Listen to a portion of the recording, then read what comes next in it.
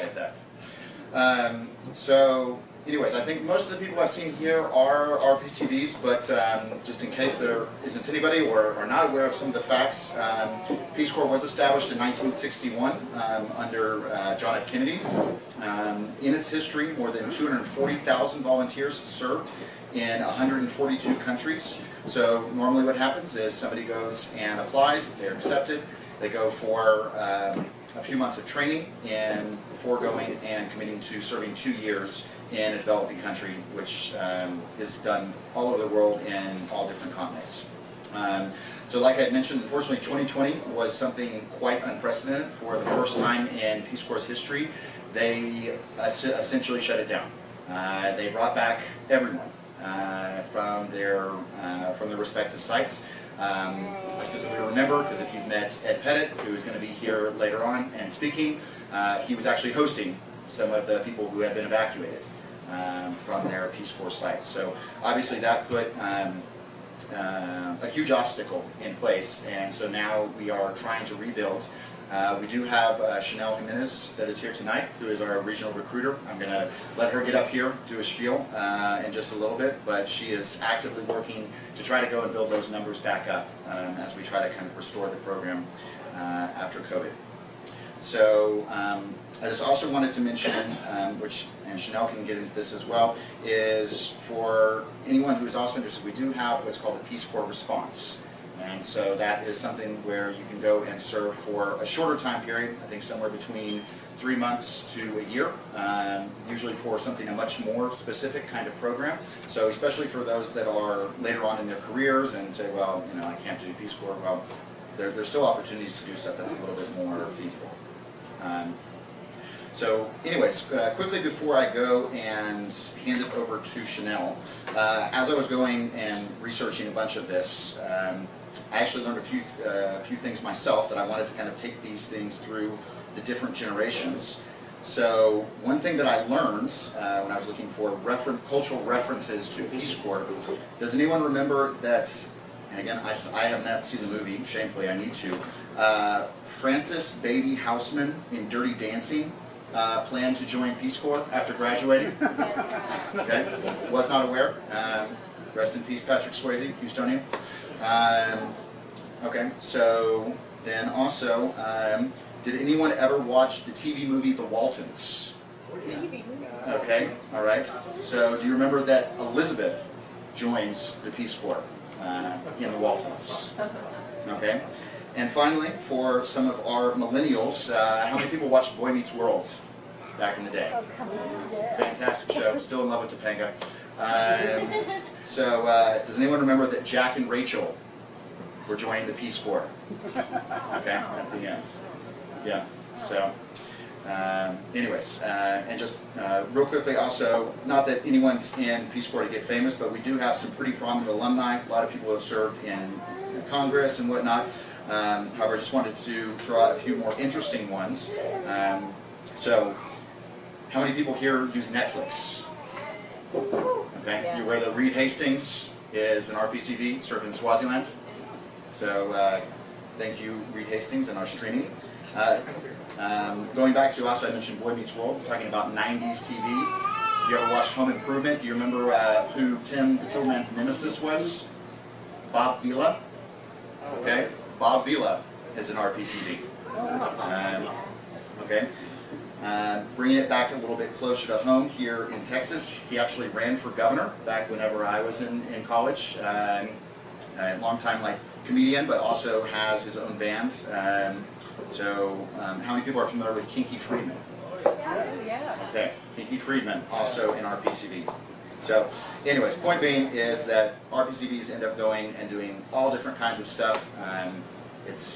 And that's exactly what the Peace Corps is supposed to be about, right? This is not, it's a nonpartisan, it's not for one side of the political spectrum or another, it really is for everyone, and that's really what it's here to accomplish. So on that note, I want to go and hand it over to Chanel very quickly for her to give a brief update on the state of Peace Corps, and then I'll jump up. I have a few plugs to put, and then put it out there in the world. Hi everyone. These lights are really bright. Oh yes. Hi, I think I've met a lot of people before, but if not, my name is Chanel Jimenez. I am the Peace Corps recruiter for the Houston area. I go all the way to Texas A&M, to SFA, Nacogdoches, Huntsville, Galveston, so all over. My main job is to recruit people to the Peace Corps, talk to them about the Peace Corps, and maybe connect them with some of you all for you guys to talk to them. I served in Panama and Central America from 2019 until the evacuation. I was one of the 7,000 plus volunteers evacuated from their country. I was out of Panama in 38 hours or so. It was traumatic. It took me a long time to kind of re-establish myself to the US, as I think normally coming back from Peace Corps is like a transition and a shift, but with COVID, the layer of COVID was very difficult, so we can talk about that. But yeah, I was an education volunteer working with high school students, doing a lot of English acquisition, education, and then leadership life skills stuff with them. And I also had the privilege to do work with university students and also younger students. Yeah, so that's a little bit about me. Yeah, so, and I'm a native of Dallas, but I like Houston better. Houston is, I like it better. But my family's in Dallas, so I guess. So, yeah, I guess the state of the Peace Corps. Well, like I said, there was an evacuation of 7,000 plus people. For 2 years, there was a pause in operations. There was no one in the field, and in April 2022, we started sending people back. We're up to 2,000 people on the field as of last week, or maybe this week. 50 plus countries, more or less, 55-ish. Recently, we just signed I guess it's a memorandum of understanding. I don't know the right terminology, but with El Salvador, again. And then another exciting country that we have partnered with is Vietnam. And then, yeah, no longer in China, and not currently Ukraine. What else? Yeah, so all 6 sectors, you know, as everything that you probably know and love. And so 2 programs that I will highlight aside from the 2-year program that we know and love. The Response program, that is for anyone interested in doing Peace Corps. If you want to do it, you can do it at any point in your life. This is for highly skilled professionals. It's a shorter term program, like Josh mentioned. There's also another program called Virtual Service Pilot. And this is a pilot that started during COVID, where you can do work virtually. So you would, and you're donating your time. It's not at all paid for, or you won't get like the stipend, anything. I think you get like a one-time $200, maybe $300 stipend if you need it for something, if maybe there's a webcam that needs to be bought or something, but it's fully donation-based currently, and it's open only to RPCVs. But you can, I believe it used to, I'm not 100% sure if it's only that you can serve with the country that you serve with. So work with that counterpart or that country, or you can work with another country. But currently it's only open to RPCVs. We're trying to open it to the whole public, so this can be another opportunity for people to serve in your Peace Corps. Of course, it doesn't take it's not like a good replacement to what we like, which is going overseas, spending time with people in person, the human connection. So, yeah.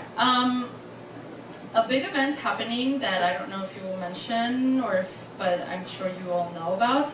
The Director of Peace Corps is coming to Houston October 15th, Carol Spahn. She will be here. We are currently working on a venue to secure a location, and more details to come, but the details October 15th, 5 to 7, I believe. There's more information in the back for you to look at and register our RSVP with the link that Josh sent. Another thing, I have swag for you all back there. We have bandanas, sticky note cubes, tote bags, t-shirts. They're kind of larger in size. Stickers, and yeah, so take it. I am not charging for it. Thank you to Peace Corps headquarters. Please take it. Also, we are selling, or the board is selling the calendars. That's not my spiel, but I'm just also including that.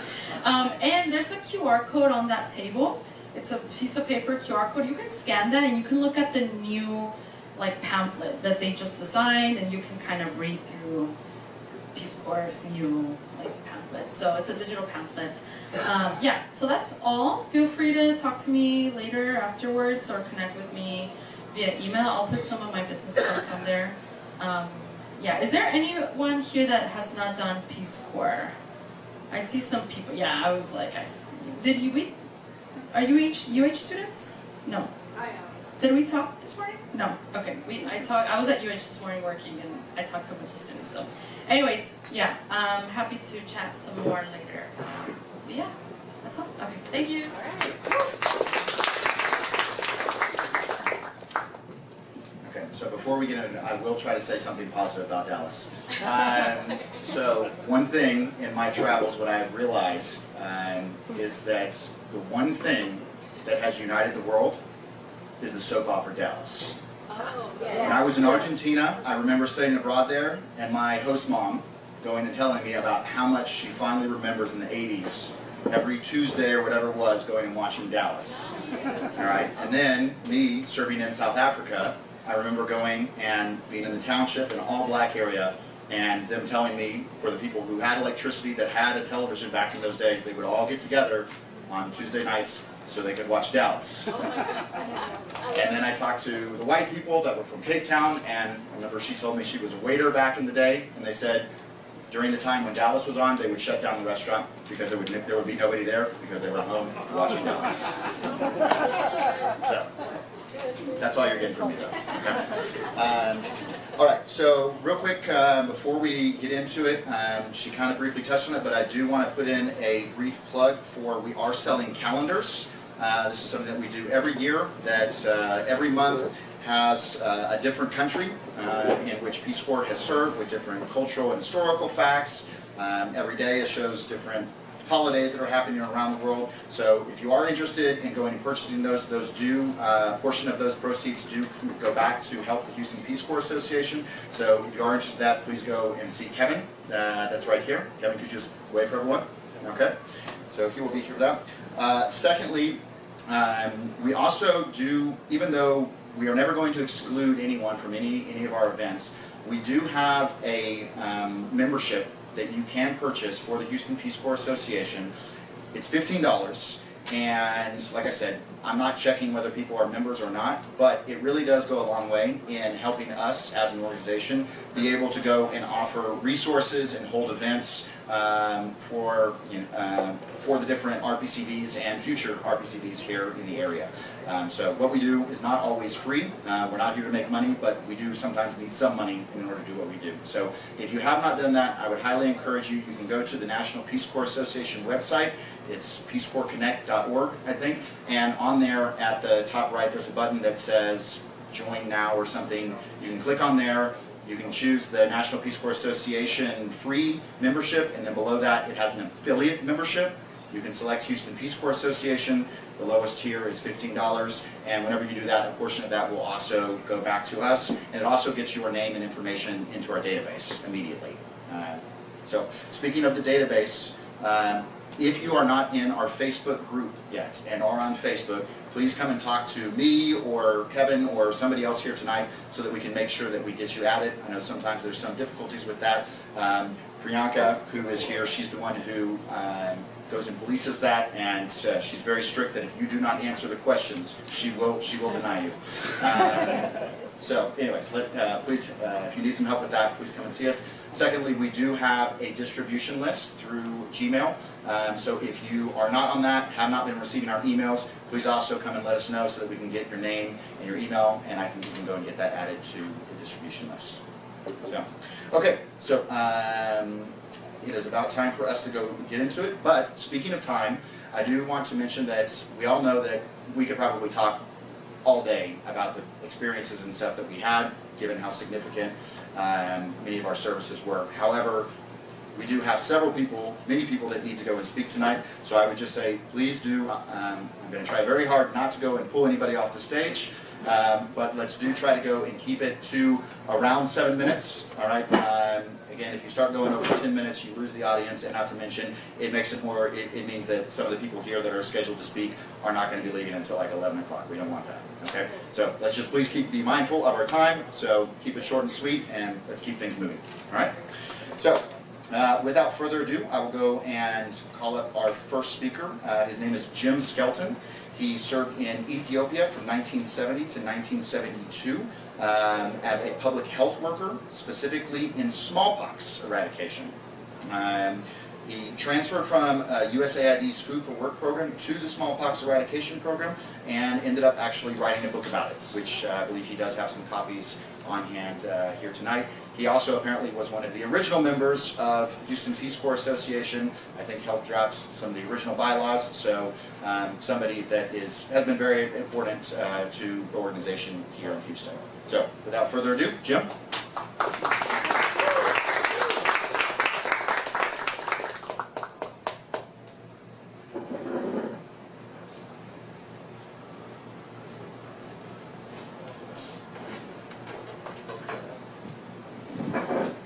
Everybody. Hello. Hello. Thank you for coming. I must say that I do have a lot to say tonight, but I'm going to keep it short. One of the things about my Peace Corps experience is that I always wanted to share the experience with family and friends. And, Closer to the mic. Tell them, you know, what we did. Closer to the Quite mic. frankly, they were... Jim, can you get a little closer to the mic? Oh, okay. Quite frankly, is that better? Yeah.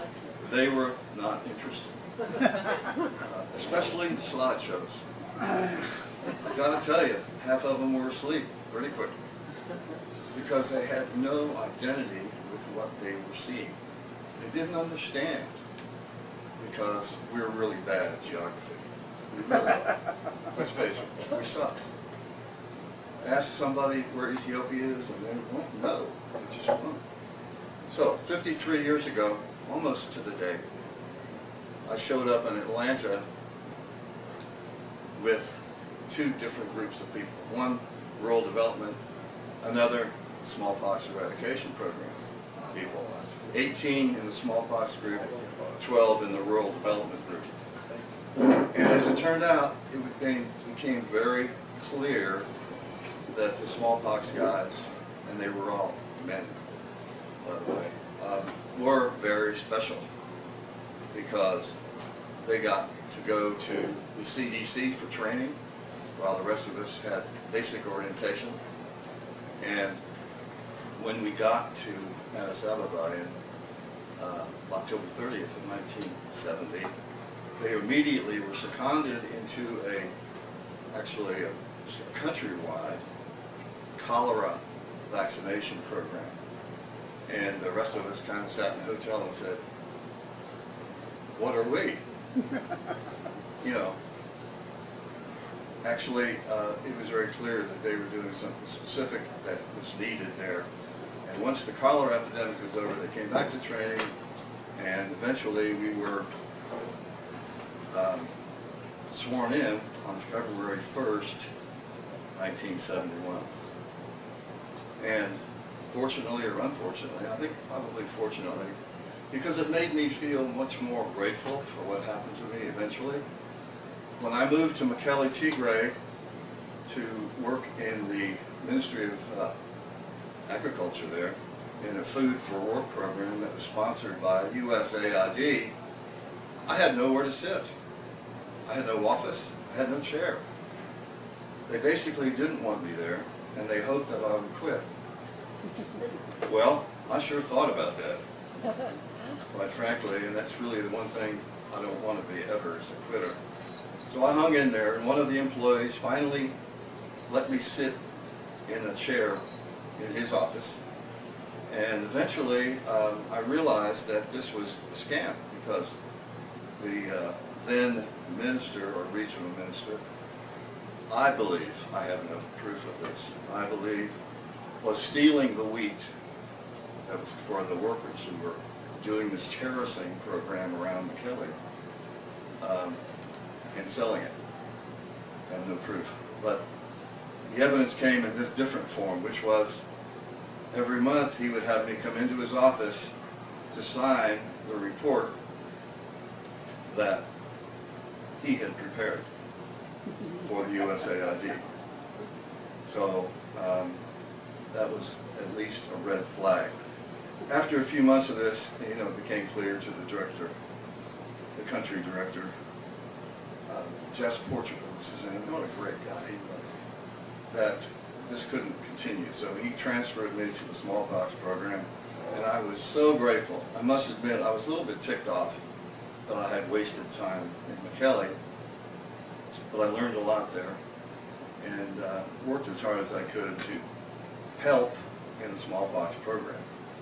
And, you know, my position was more of a office manager, accountant kind of guy who does everything that nobody else has time to do.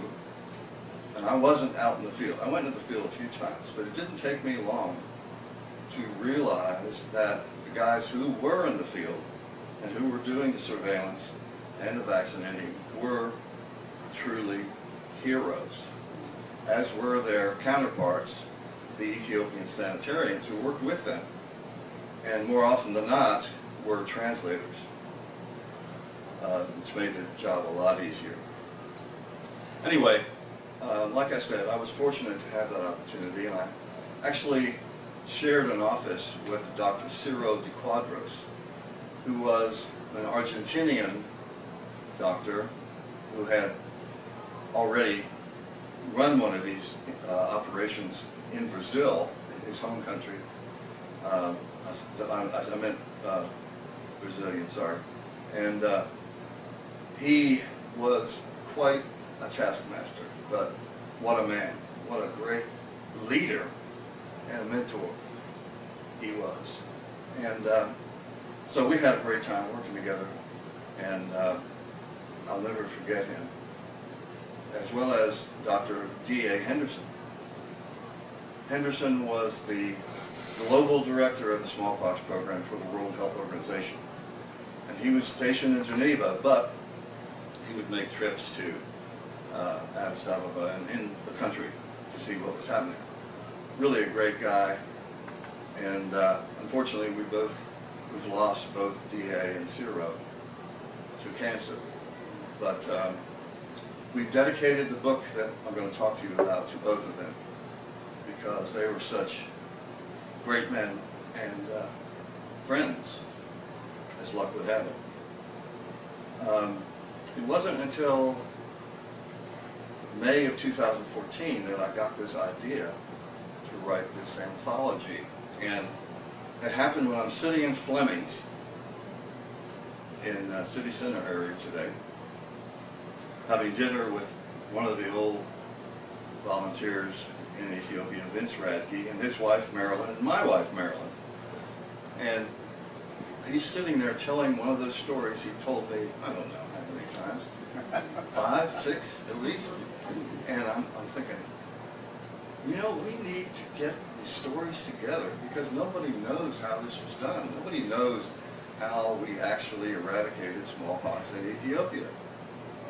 And so when he was finished, I broached the idea, and both of our wives said, no way, you can't do that. That's not a good idea. Well, possibly because they realized how much time it would take. But anyway, I went forward, wrote to all the people I knew from Ethiopia, and we got a group together. Before it got started, I called Ciro, who was unfortunately battling pancreatic cancer at the time, and told him about it and the plans and what I was going to write about between us. And he loved the idea. And horribly, he passed away on May 28th that year. But we went forward, and obviously, like I said, dedicating the book especially to him. And later, D.A. Henderson passed, and we added him to the list. But we all got together in November that year to have a kickoff of the book, but only after we attended the memorial service for Ciro in Washington, D.C. He was well loved in the public health industry just incredibly. But we went forward, and only 5 years later, it only took 5 years to get this book together and published in 2019, December. Now I'm going to just, like Josh said, I have a few copies over here. I want to just give them to you if you'd like them.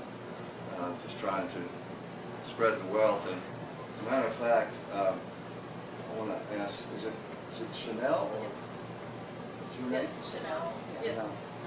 I've got to ask you if you know somebody named Maritza de la Pena.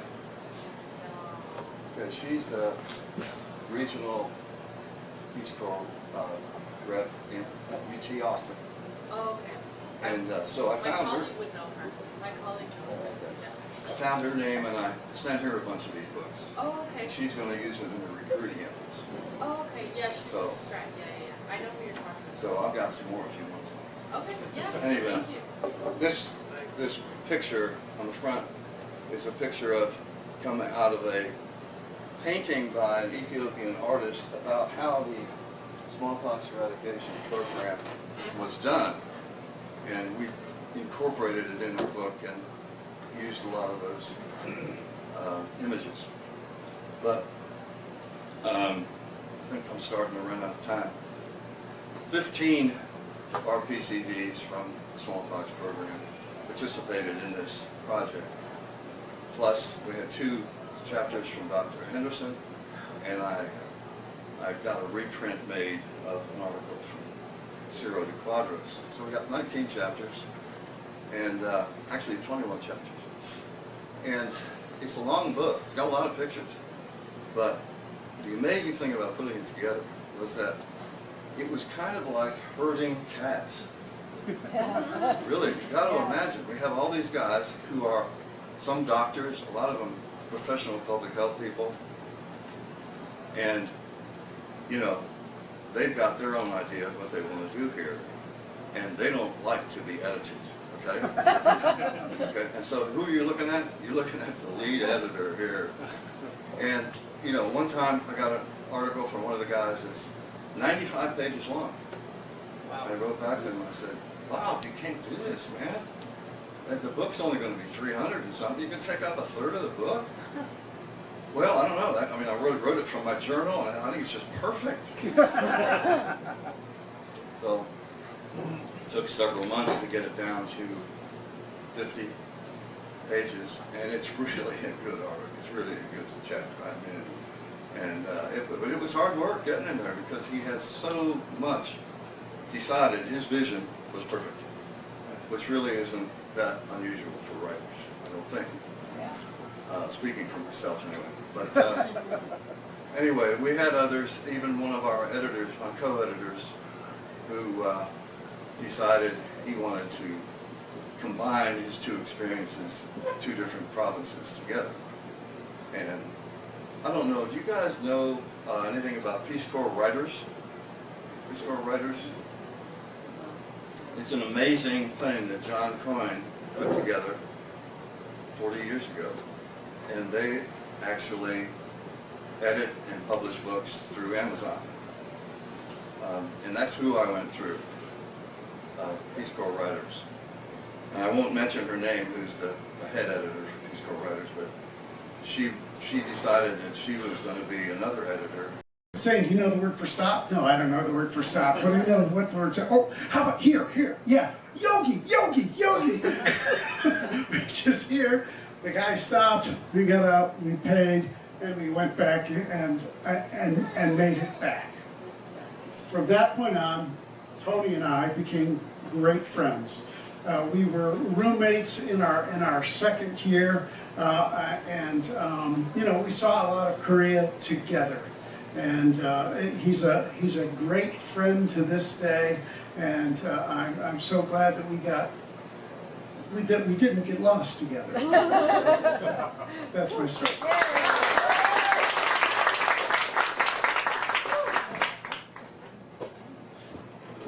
Thanks so much.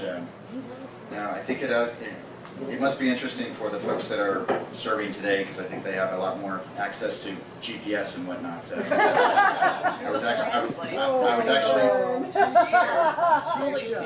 I was literally at a bar here in Houston the other night, and some youngsters drove up because they said they didn't know how to get home, and because their car charger was not working and both their phones had died. So, anyways, that's where we're at with today's generation. Anyways, just kidding. Okay, so like I said, keeping things going with the family. Next, we have Dimitra. She served in Ecuador from 1984 to 1986, doing rural development. And so, interestingly enough, in the same way that Peter just told us about a miracle, she's going to tell us about a miracle that occurred.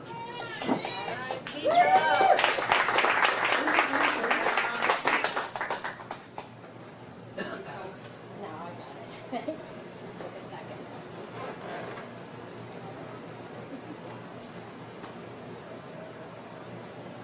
If the light blinds me, I'm in trouble. Okay, well, this story does contain an actual miracle and also one ill-advised fire.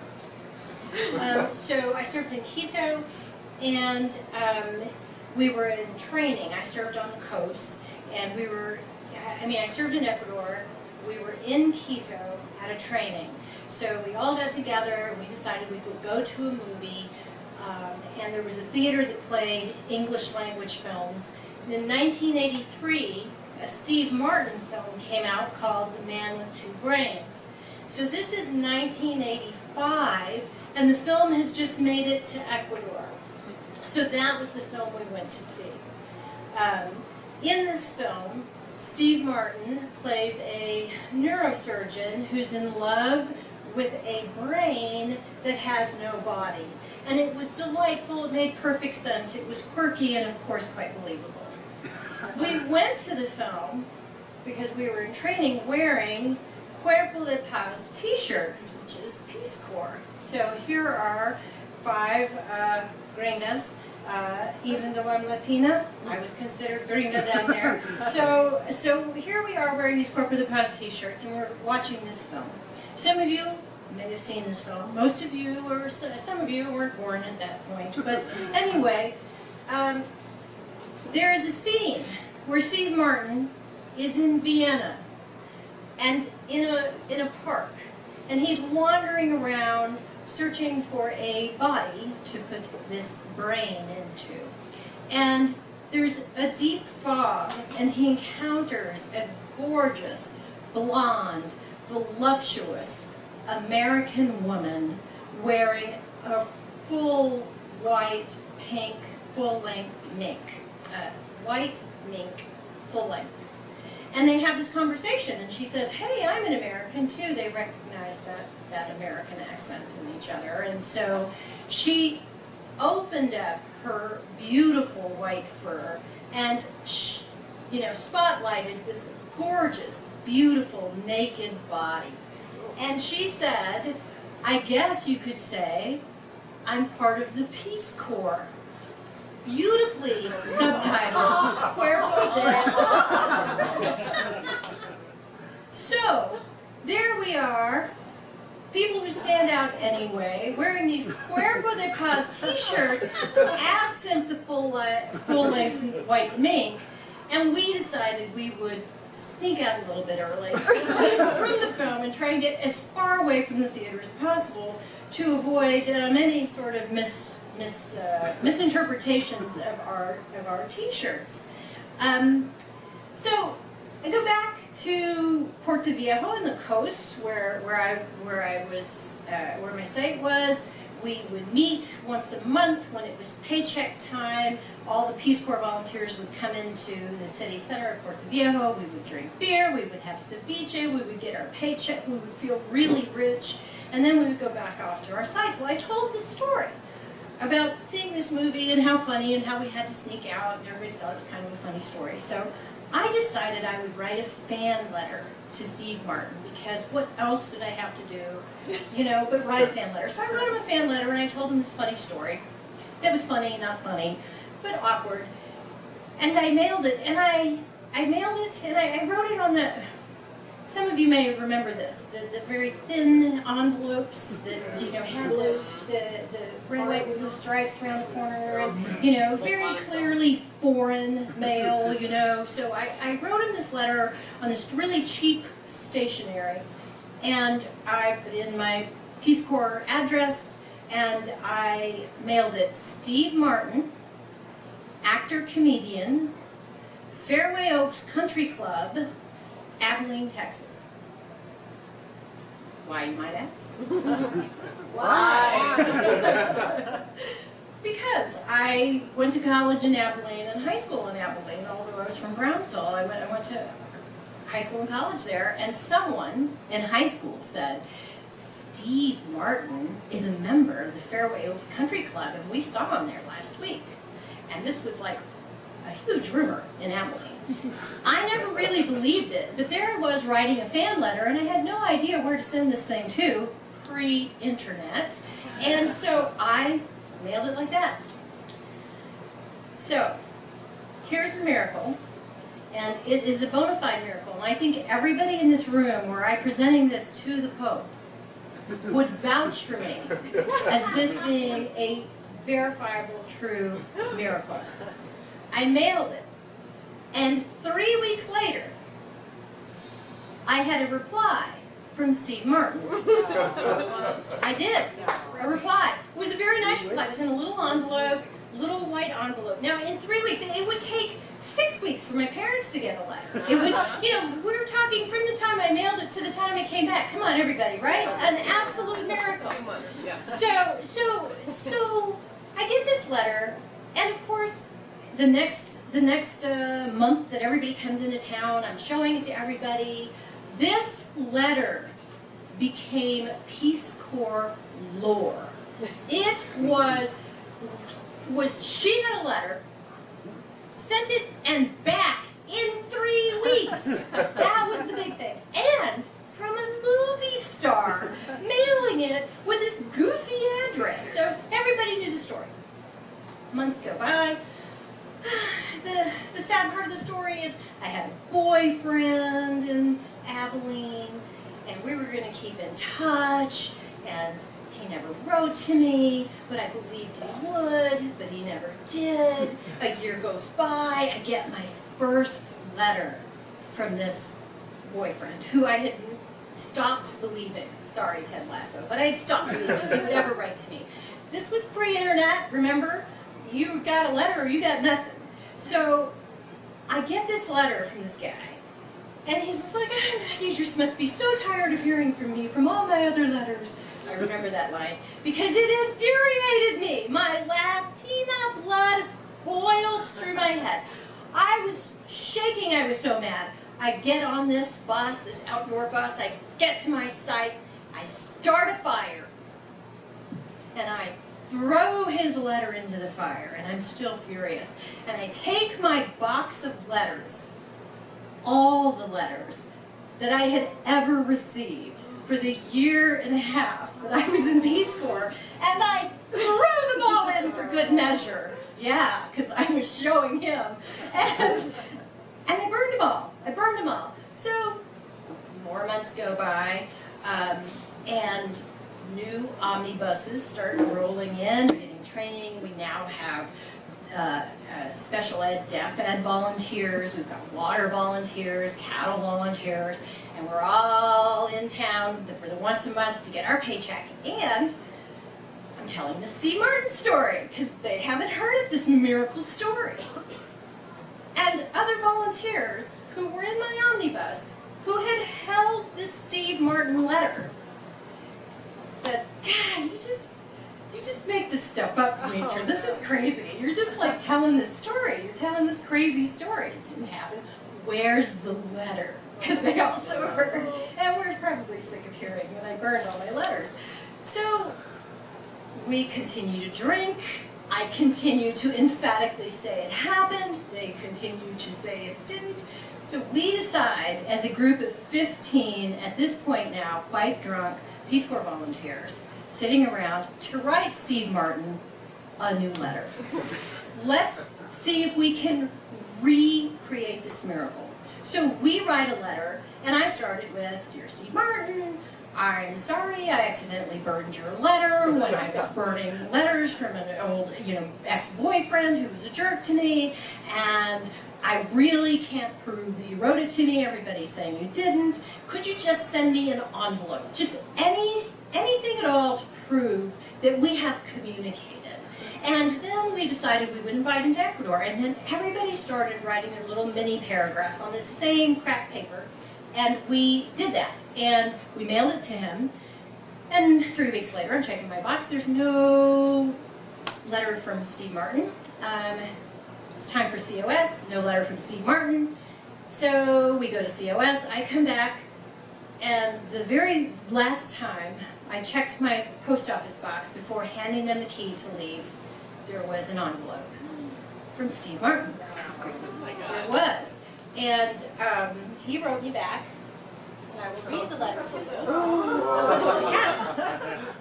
I have this letter. And he had included in this letter, this envelope was in my box.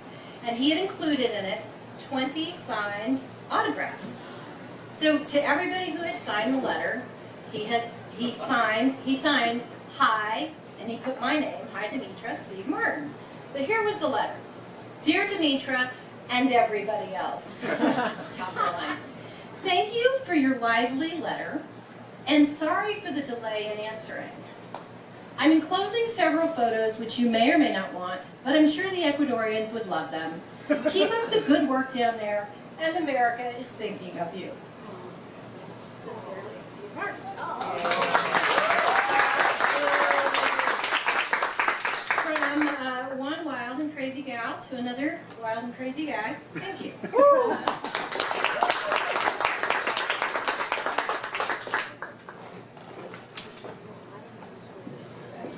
Wow. That's going to be tough to top.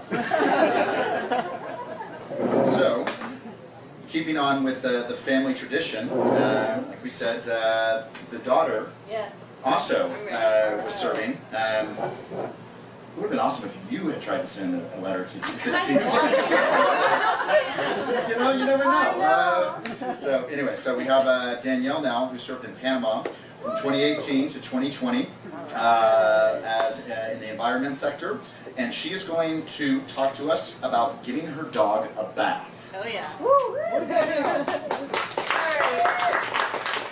I don't have any celebrities involved in my story, but I do have my dog, who is and should be a celebrity. Yes. Just throwing it out there. Okay, to set the scene a little bit, I'll say that my community didn't have much in the way of infrastructure, but we did have really freaking good water. Our water was tasty, it was cold, and it never got me sick. And I can't say that for every site in Panama. I definitely got sick from other sites, but not my own. So first, we had fantastic water. Second, my dog was the hottest dog in my town, which was called Londa. All the other dogs wanted her. All the other people wanted to have my dog. People would come by and they'd be like, "Danny, can we take Maggie for the day?" And I was like, "Okay, I guess you can take her up. Go do your thing." But when she was in heat, I had to lock her inside because all the other dogs would like surround my house. My dog was beautiful as a point, and I would. The only thing is, she was my baby. The only thing is, and what you should do with babies, and I didn't do with her, is give them a bath. I never gave my dog a bath. And it became an issue when my neighbor came up. The thing is, I want to say she was never dirty, exactly. She was like pet, like I took care of her and she looked great, but people were like, "Danny never gives her dog a bath." And it was a little bit of gossip that was going around town. My neighbor came up to me and was like, "Danny, people are talking about you and the fact that you never give your dog a bath." And I was like, "Oh, that's so dumb, because I've seen all of their dogs, but whatever, I can fix this." So I was like, I'm gonna go and I'm gonna give Maggie a bath. This is a very simple problem to fix. So behind my house, there was, again, to set the scene a little bit, there was like my house, and then a field, and a bunch of other houses that face the field. And then there was my house, and right behind my house was a spigot as a PVC pipe connected that was bolted to a piece of wood and then dug into the ground. And I was like, easy, I'm gonna attach my dog to this PVC pipe and piece of wood, and I'm gonna give her a bath. So bring her out there, I get her wet, she's like, I hate this, but it's fine. I bring out the shampoo, and she was like, fuck you, I'm not doing this, and she bolts. And by bolts, I mean she rips the wood and PVC pipe out of the ground and makes a run for it, like down the road, covered in suds and shampoo and wet, with a PVC pipe connected to her leash, running downtown. And I was like, I'm gonna get you, and I start running after her, and I look behind me, and there's just water sprouting from the ground, like high pressure water just gushing. And I was like, that seems like a more pertinent issue. I turn back, and I'm trying to plug the hole, and it is not pluggable. This is a not pluggable hole. Do you guys remember the oil spill in the Gulf? It was like that. It was very bad. And I'm sitting in the back trying to plug it. My neighbor, who was watching me try to wash my dog, was like, this is no longer funny. We should plug the hole. We're throwing rocks in there, putting fingers in there. Nothing is blocking the hole. My dog gets returned to me by 5 children with the PVC pipe. They're like, you need this? What the hell's going on? The only way we were able to fix this was to turn off water to the whole town. At 4 p.m., right as people were starting to cook dinner, right as people were getting home hungry as hell, no water in the whole town. I was mortified, especially when I started hearing people be like, "Por qué no hay agua? Por qué no hay agua?" And then just hearing, "De nieve." And just hearing it passed along, like, there is no food tonight, there's no water, because this bitch can't figure out how to wash her dog.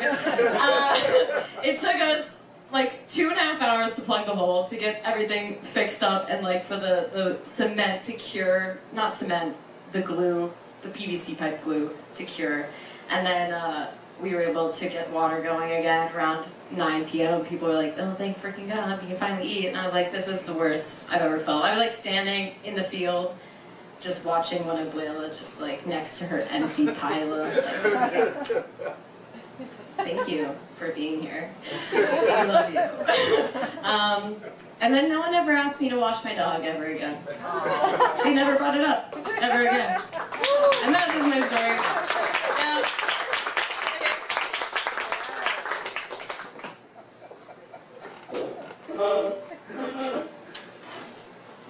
You definitely should have written Steve Martin about that. Definitely would have responded. Okay, no, that was awesome. All right, so next up we have one of our longtime presenters who was going and presenting before COVID for the several story slams that we did before them. So now I'm going to call up Richard Smith, who served in India from 1965 to 1967 as a public health volunteer, and he is going to give us highlights from his 3 previous presentations that he's made at Story Slams involving his training, arrival in India, and if you hang around Richard long enough, at some point he will start talking about diarrhea. So I'm not going to be shocked if he does now too. So, Richard Smith.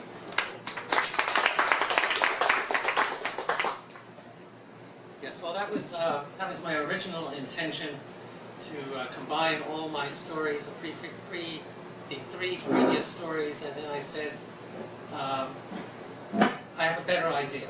Why not do a 4-part presentation? And the first part, and I said, I'll do that. The first part is called Then and Now. I hope you don't mind if I read some of this stuff, because I was in the Peace Corps from 1965 to 1967, and if you've had advanced math in high school or college, you can figure out about how old I am. So in 1965, the Peace Corps was very well known and was highly popular. In 2023, the Peace Corps gets a reaction such as, oh, the Peace Corps is still around, or what is that? In 1965, once invited to training, you had to work hard to avoid deselection. I'm not certain all of you know what deselection is, but it was a process in which the Peace Corps, if they did not like what you were doing, they told you 23 skidoo, and you were out of training. In 2023, acceptance is virtually guaranteed unless you committed a serious wrongdoing, such as shooting and significantly wounding another trainee or a host country national. In 1965, training was held at universities in the USA, with general training done by American specialists and language training done by host country nationals. In 2023, training is done in country, largely by host country nationals. In 1965, India 28, which was my group, the training started at 7 o'clock in the morning and ended at 10:30 p.m. Monday through Friday.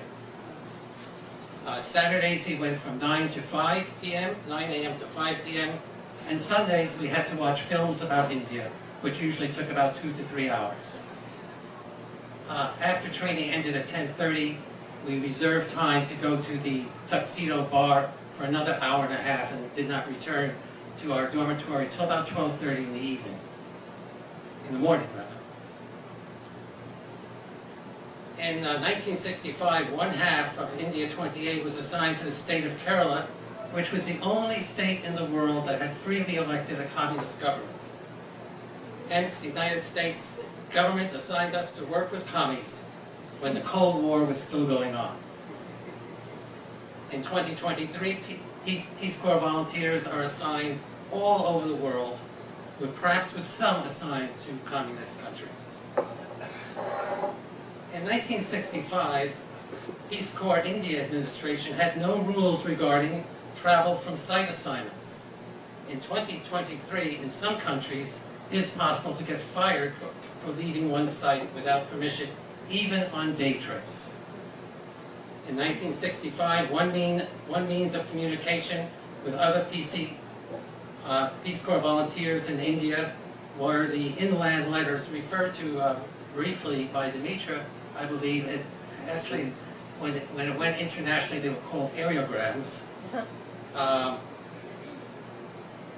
To the United States, we could only write letters. There was no other way of communicating.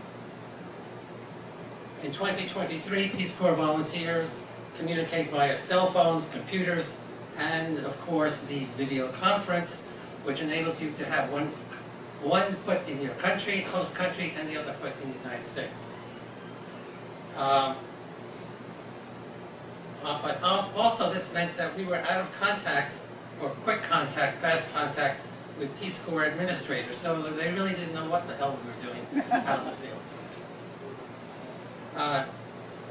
In 1965, sometimes when we arrived in villages in Kerala to give smallpox vaccinations, many people would run away, having heard that the vaccinations contained cobra venom, and if you got the vaccination 7 days later, you would die. I thought that was really a strange reaction for a country that had had a culture going back 5,000 years, and something like that could never happen in the United States. Yeah.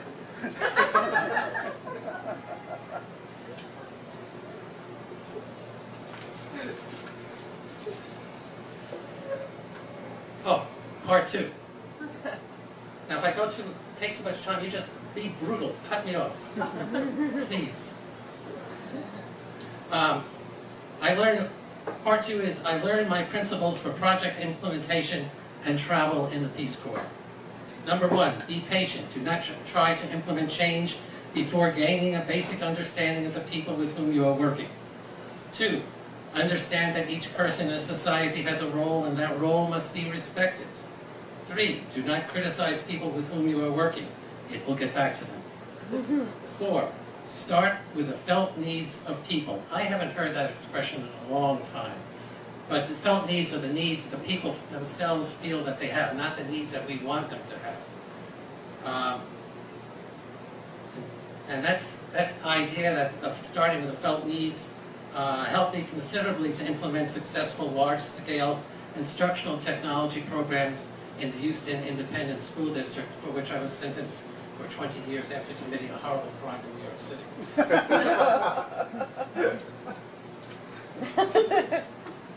Oh. Thank you, Josh. You made a very good prediction. Number 5. When traveling through foreign countries, take 1 or 2 Pepto-Bismol pills to prevent common tourist diarrhea. In countries where the water may contain one-celled animals, etc., like amoebas or paramecium or Giardia lambda, shower with purified water in your closed mouth and do not put ice cubes in your drinks. Number 6, a basic knowledge of French or Spanish will help you significantly when traveling internationally. Basic knowledge of Malayalam, which I was taught in the Peace Corps, not so much. Incidents that I remember. India in 1965 was highly rural and isolated from the rest of the world. It was very much like stepping into a Rudyard Kipling novel, with snake charmers and with cobras on the streets, cows walking wherever they wanted. The air was pure, food and hotels were extremely cheap.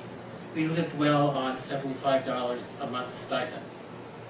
2, we were assigned in groups of 4, 2 men and 2 women usually, and almost always in the same house until a visitor woman from Washington, D.C.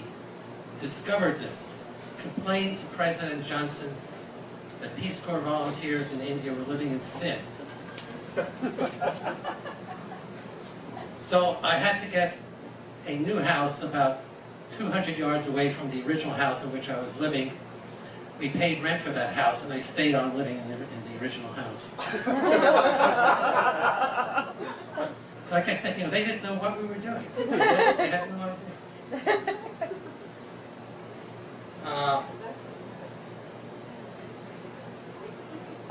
And lastly, I learned, this is very important, my friend Phil and I were visiting Tekadi National Park in the state of Kerala, which at that point was definitely like a jungle.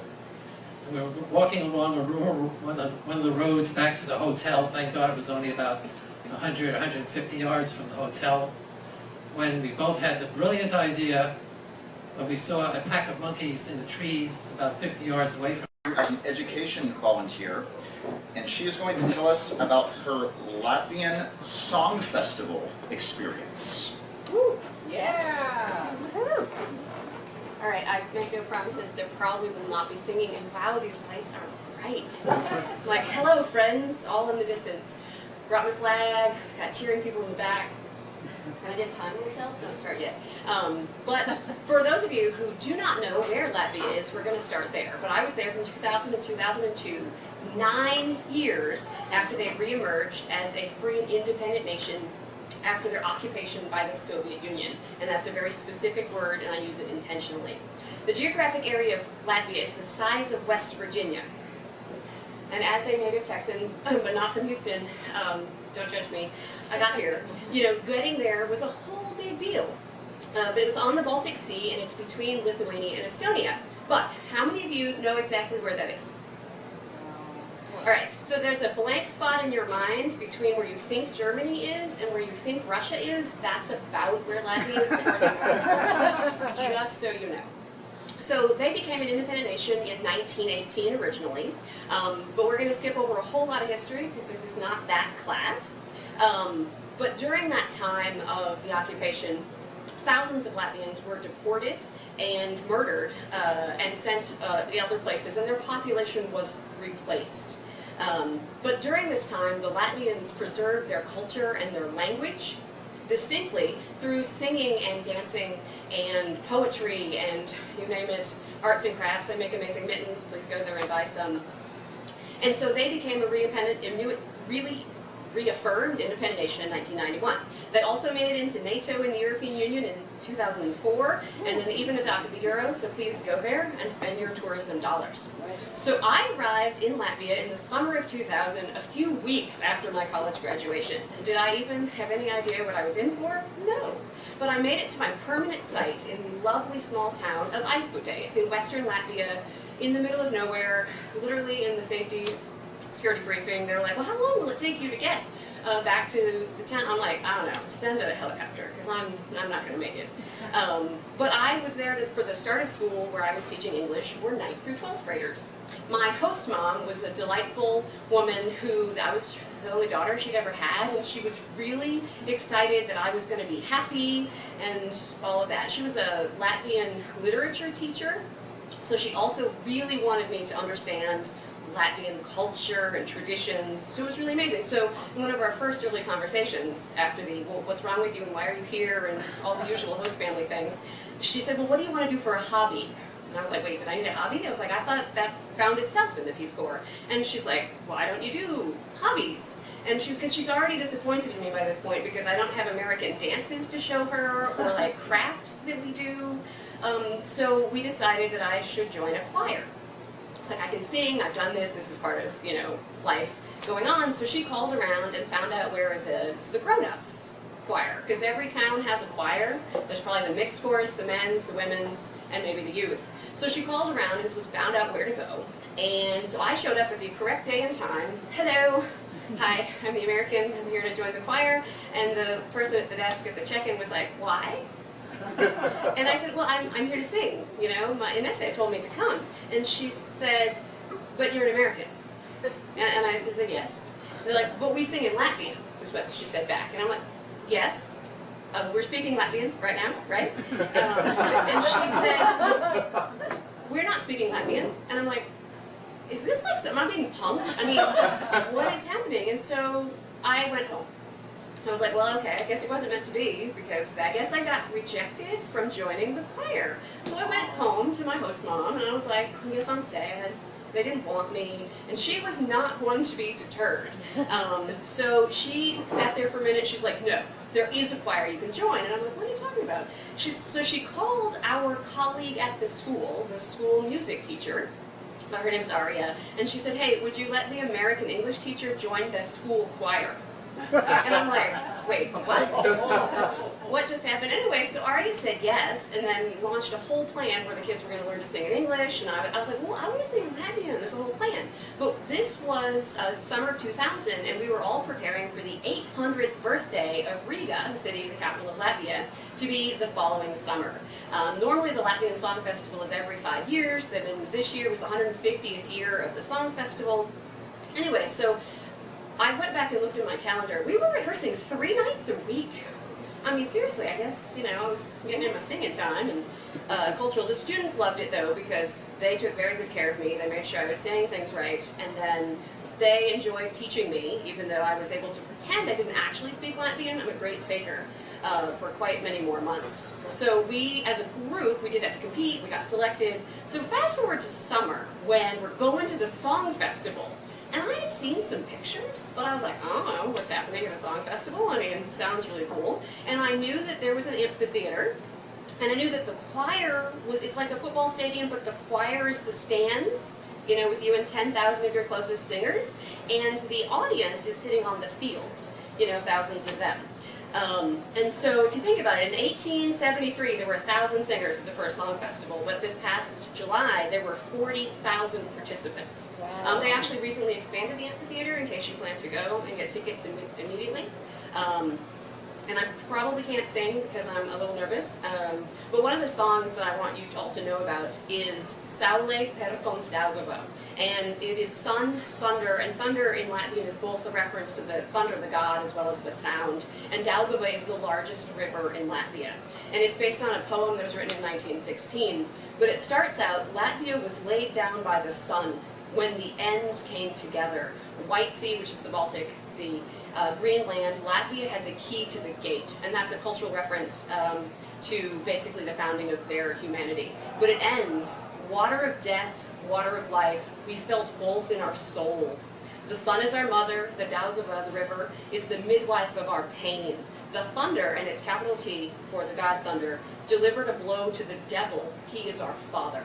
And so this is the song they have been singing since it was written. Yeah, I mean, it's deep. So picture, 25 songs, that level of deep.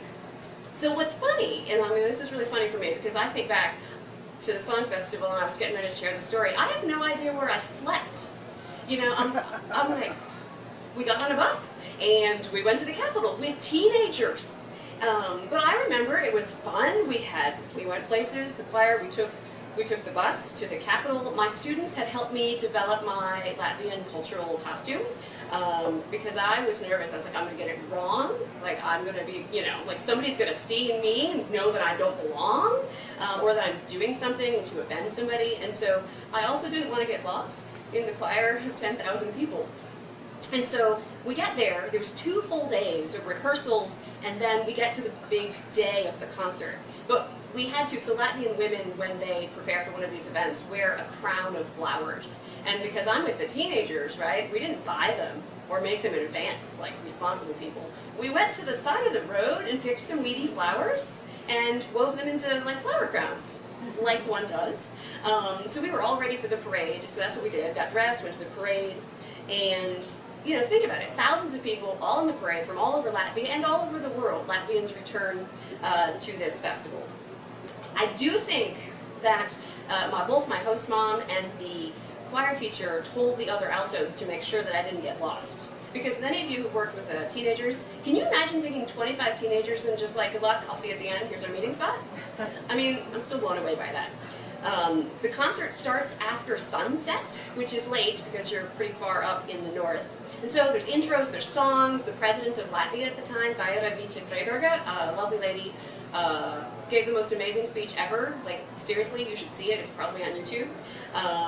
And then the choir starts, and we sing a song about Riga, the 800th birthday, like happy birthday. And then we sang Dievs Svētī Latviju, which is Latvia's national anthem, and it's God bless Latvia.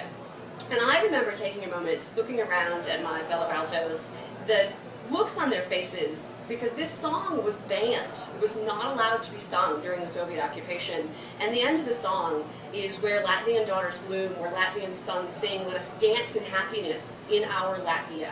So the concert goes on, there's like 25 songs, and it ends with this lovely song called Pūt Vēji, and it's basically blow, wind, blow. It's about the wind. And it sounds like a drinking song when you look at the lyrics. It's about the wind blowing you home after some drinking, there's a proposal and a marriage, some more drinking, and then the wind blows you home. And you're thinking, why is this the conclusion song to this amazing cultural experience? And they sing it every year. But it's a song about self-determination. And so again, we're there, we get to the song, everybody's like singing, and the crowd is singing, the choir is singing, everybody is crying, it was great. And then we gotta sing the song twice. But it's the beginning and the end is blow you winds, drive my boat, send me on home to Kurzeme, which is one of the regions of Latvia. And Kurzeme was my home. It will always be in my heart, and the wind, every time I feel the wind, I think of that song. I haven't been back to Latvia, because wow, plane tickets are expensive now that they adapted the euro. But I have been honored to attend the North American Latvian Song Festivals in Baltimore and St. Paul, and next year it'll be in Toronto if anyone wants to go. And I think about the recent events in that part of the world, and this year at the Song Festival and in several other events, the Latvian choirs have not only sung God Bless Latvia, but they've also learned the Ukrainian national anthem, Ukraine's glory and freedom, as an expression of solidarity and support for the struggle against the invading Russia. So for that, here's my end, as Josh waves in there, because God bless Latvia and glory to Ukraine. Thank you.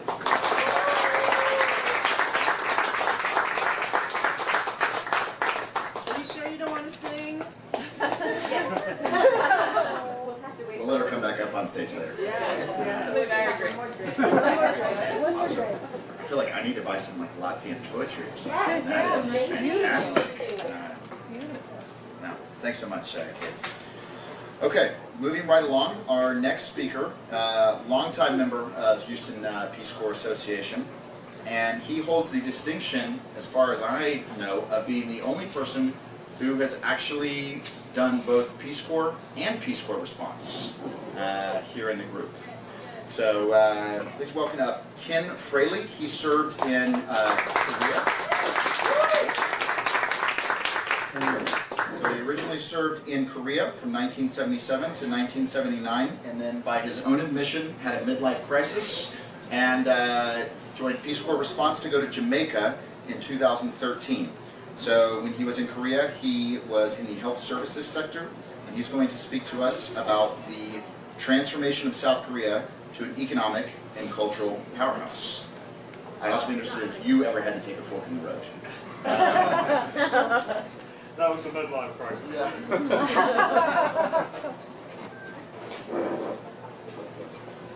Hello. Hello. I already heard a little bit about Korea from Peter. It's kind of a coincidence that there's two of us that served in Korea. Take a closer to the microphone. It was not a large program, but there's two Korea volunteers here.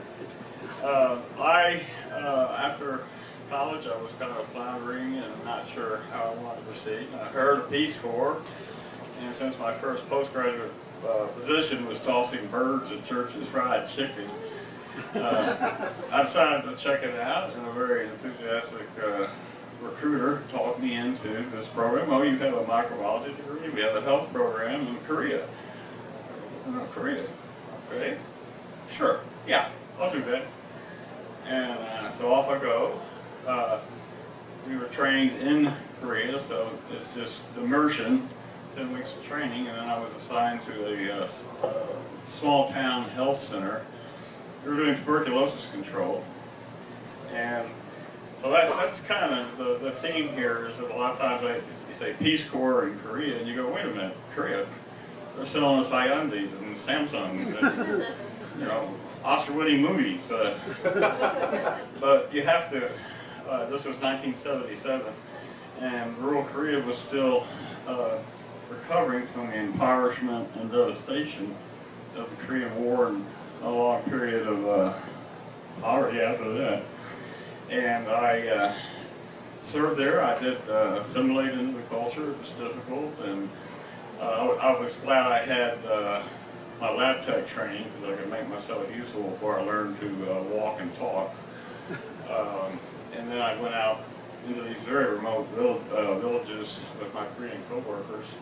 And it may have been my greatest service in disease control was being out there, because I attracted a lot of attention. They may not have come to hear the health education speech, but they came to see the 6-foot-tall freak that was running around in their rice paddies. But I completed my service, and the fortunate part is I got to do numerous revisits, starting in 1984, when Seoul hosted the Summer Olympics, and so that was a big coming out party. They did all the building and subway, everything. And then the Korean government, gracious as they are, invited different groups of Peace Corps Korea people back to revisit. And so starting in 2009, I had a series of visits. And so I got to see like a snapshot of the development of Korea. And it's been amazing, because it was this very rural area. It had been denuded, deforested during the war. They grew all their own rice. It was covered in rice paddies. And on these revisits, I also got to go back to my site and reconnect with my co-workers, which was a wonderful experience. And then a total transformation. It was a prosperous agriculture area. They were not growing rice, they were growing cash crops. They even had a winery, and there was a new health center building, and the infrastructure and the transportation was unbelievable. And I went back a series of visits, the most recent 2018, and traveled all around the country. Got to see many parts of it I couldn't visit while I was a Peace Corps volunteer. And so I realized it was just these snapshots of this development of this country that was just devastated and flattened and came from nowhere to become this economic and cultural powerhouse. And I was so privileged to kind of witness that. And they made the political transformation, because when Peter and I were there, it was a military dictatorship.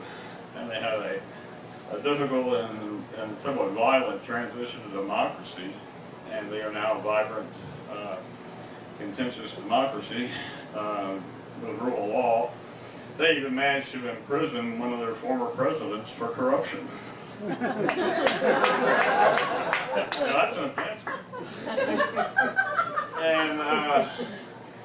And this all came home to me on one of my visits. I was doing a walking tour of Seoul, and they have a beautiful Korean cultural and history museum, and they had a reconstruction of a traditional Korean house with a raised wooden floor and the table that everyone sitting around, mannequins in traditional Korean dress, and all the young Koreans are snapping the pictures and reading about how the heating system worked, the pipes under the floor, and they're just fascinated, and I'm looking at it and go, I lived there.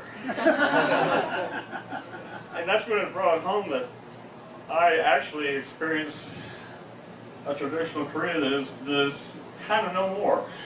In a way that could be kind of sad, but it's not sad that Korea has become rich and prosperous. But all this, and they managed to do all this with a nuclear armed maniac living right over the border. So there's a lot of things that are impressive about it. And that was a Peace Corps experience that I had that I feel very privileged because I saw from when I lived there until very recently how this country has transformed itself. So you can tell I'm kind of a Koreaphile. But it's all been a very present thing, and I'm forever grateful for Peace Corps and having that experience for being able to witness it.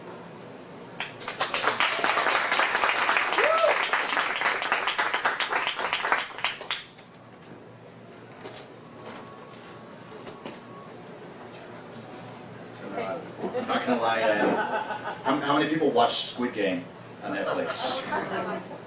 Every single episode I watched that, I was like, I bet you this is not what Kim was expecting when he first went to Korea. So, anyways, very cool, very cool. All right, so next up, so apparently because the story has to do with her name, I'm not going to actually go and tell you what her name is, but she served in Azerbaijan from 2007 to 2009 in community economic development. So she said that I should just call her Hey You for this period. So Hey You.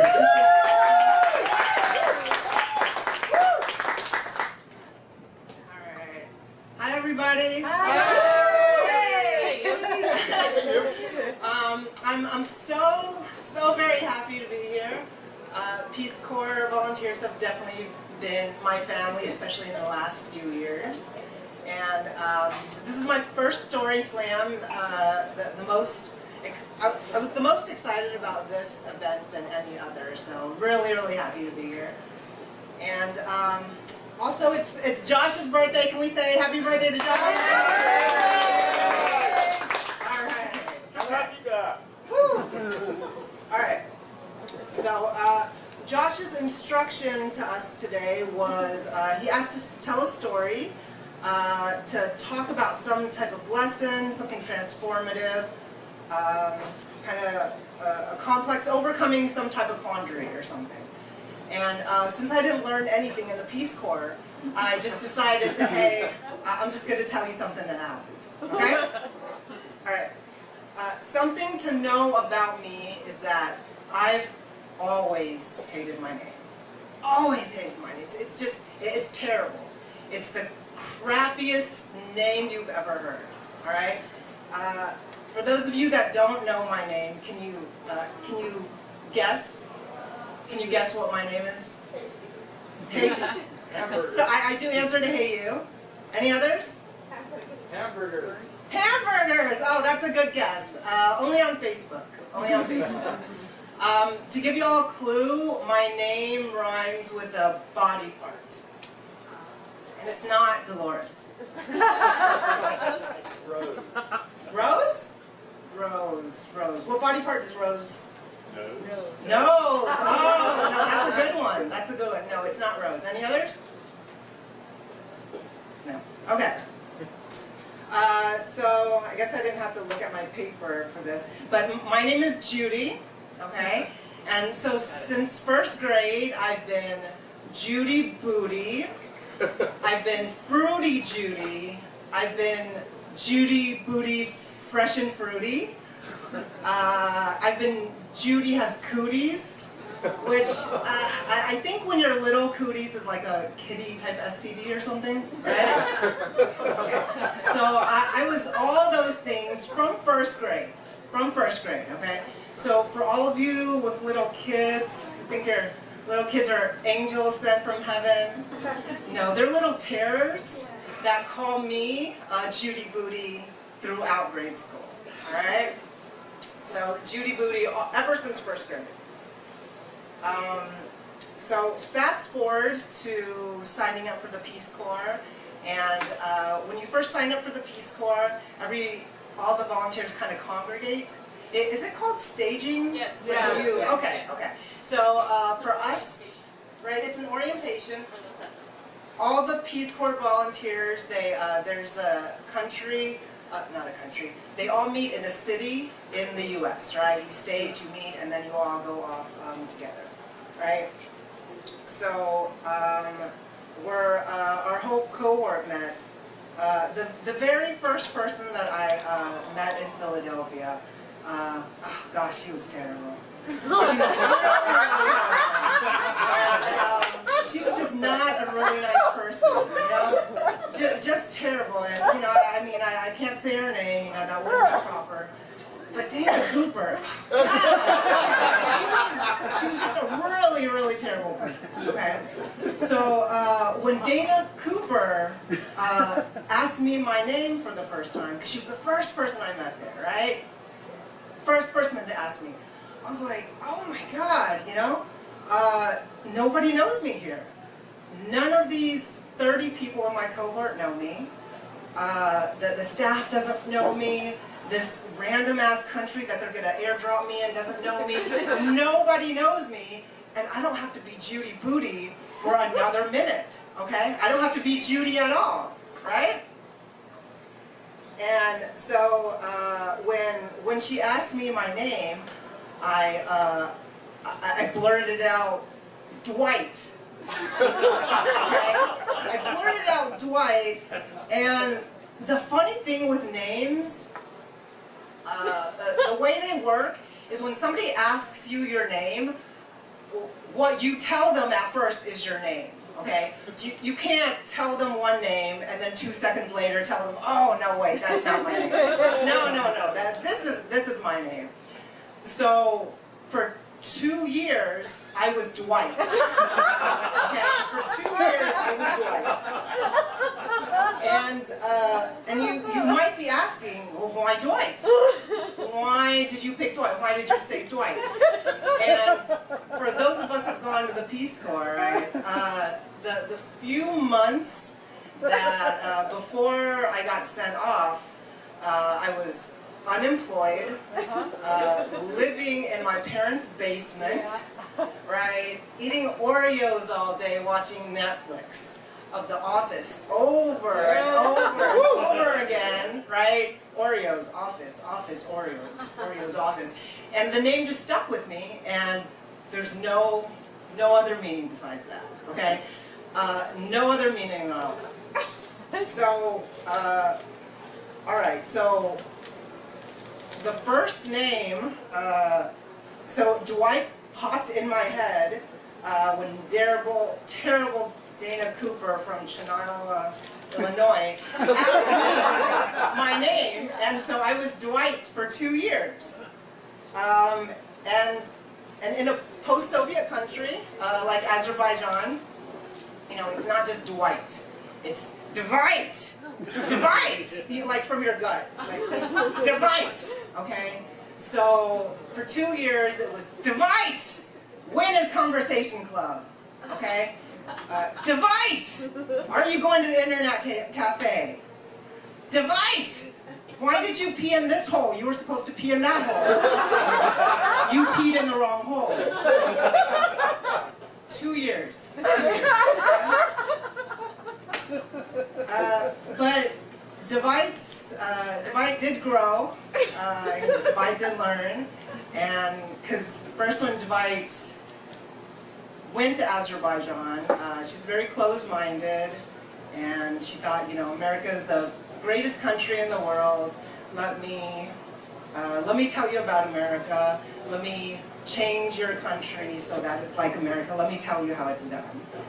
Dwight was a real jerk, really. But as time passed, Dwight changed and she grew, and the name personally became very, very meaningful for me and very important. So a few years later, when I had my son, I named him Dwight.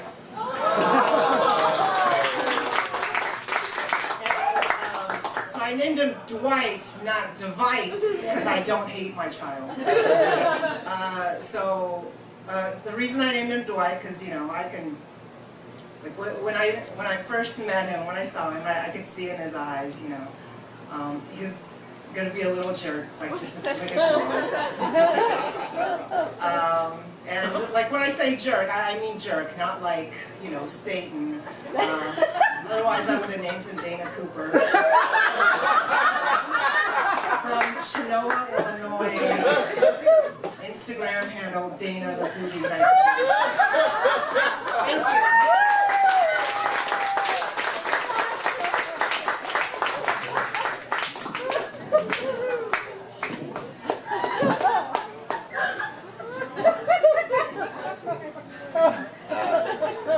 The comedy club was last night. Man,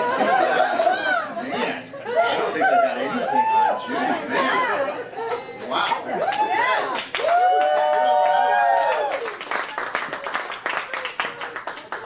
Okay. Now, if anyone knows, again, somebody called Reed Hastings, give her a Netflix special. Alright.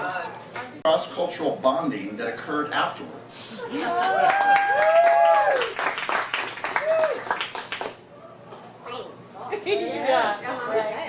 It does blind you. Wow. Okay. I cannot see anyone, actually. Yes.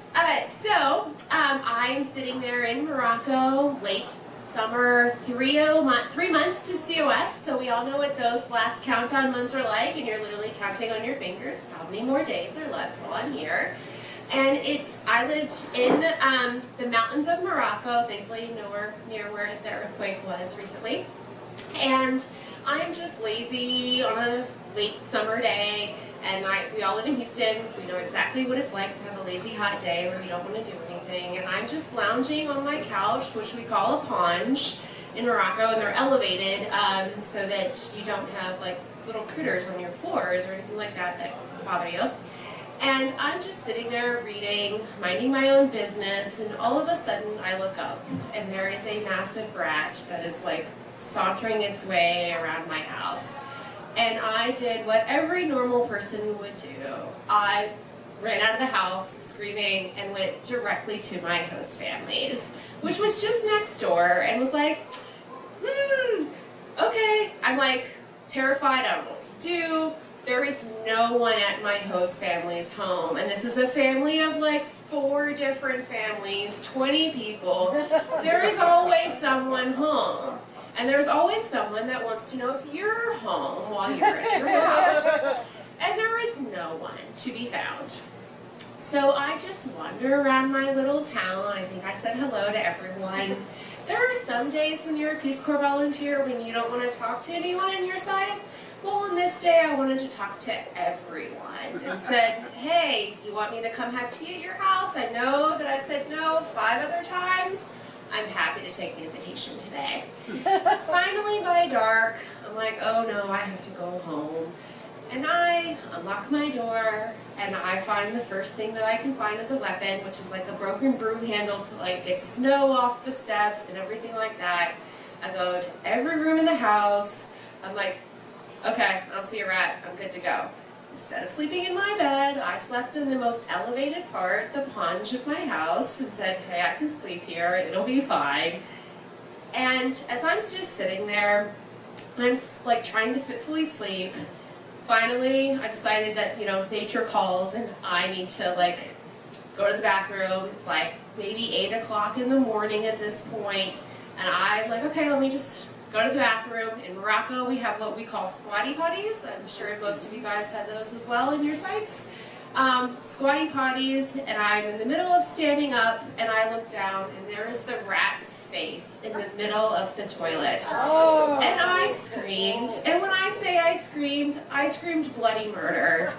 And all of a sudden, all of the like 20 people in my host family are at my house wondering what is wrong. And I'm like, I can't breathe. I'm like, oh my God, what's happening? What's happening? What's happening?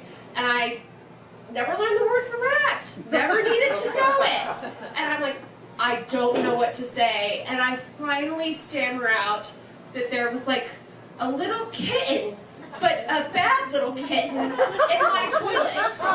And my host mother was like, I know what you mean. I got you. And so she comes running over. She plugs my toilet with like some bottle that she found, like full of cement or something, and just hugs me. And I'm like, okay, I feel good. We can handle this.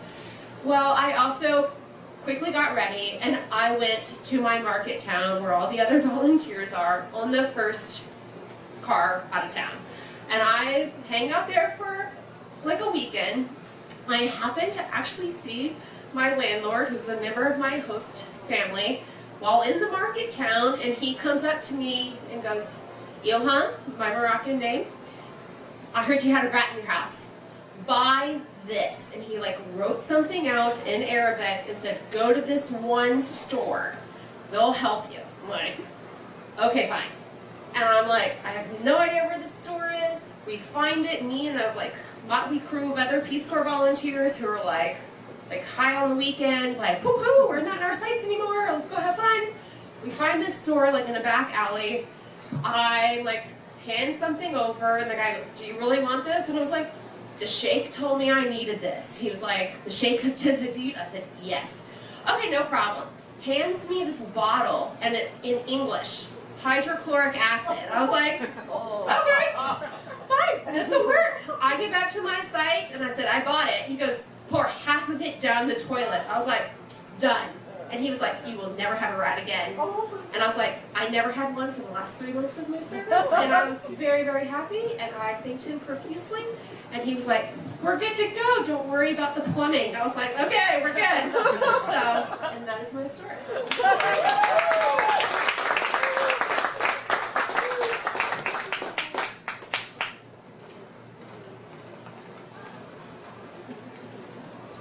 If there is anyone here that's considering joining the Peace Corps, please don't get scared off. All right?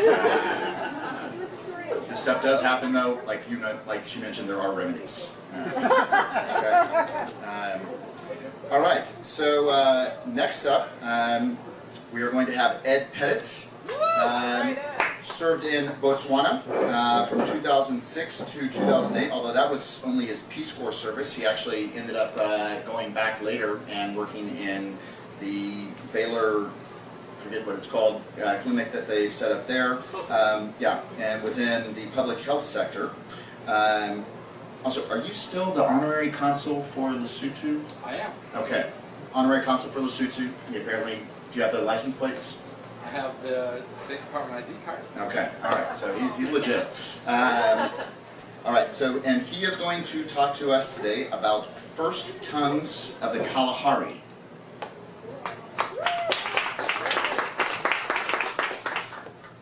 So this is actually the first story slam I've ever had the pleasure of attending.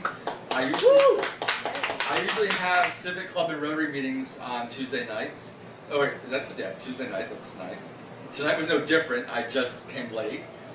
So I'm glad that it goes until 9. And I was debating on whether I would do a more sentimental story or some of the comedic stories, of which there were many. I decided to go sentimental, so I'll save the comedy for next year. But I will end with a joke, just so you don't leave disappointed. In the blazing heat of that scorching summer of 2009, the African sun descended, casting a radiant golden hue over the arid landscape. Dust swirled in our wake as our trusty 4x4 raced against the setting sun, our destination clear. We had to reach the village before darkness swallowed us whole.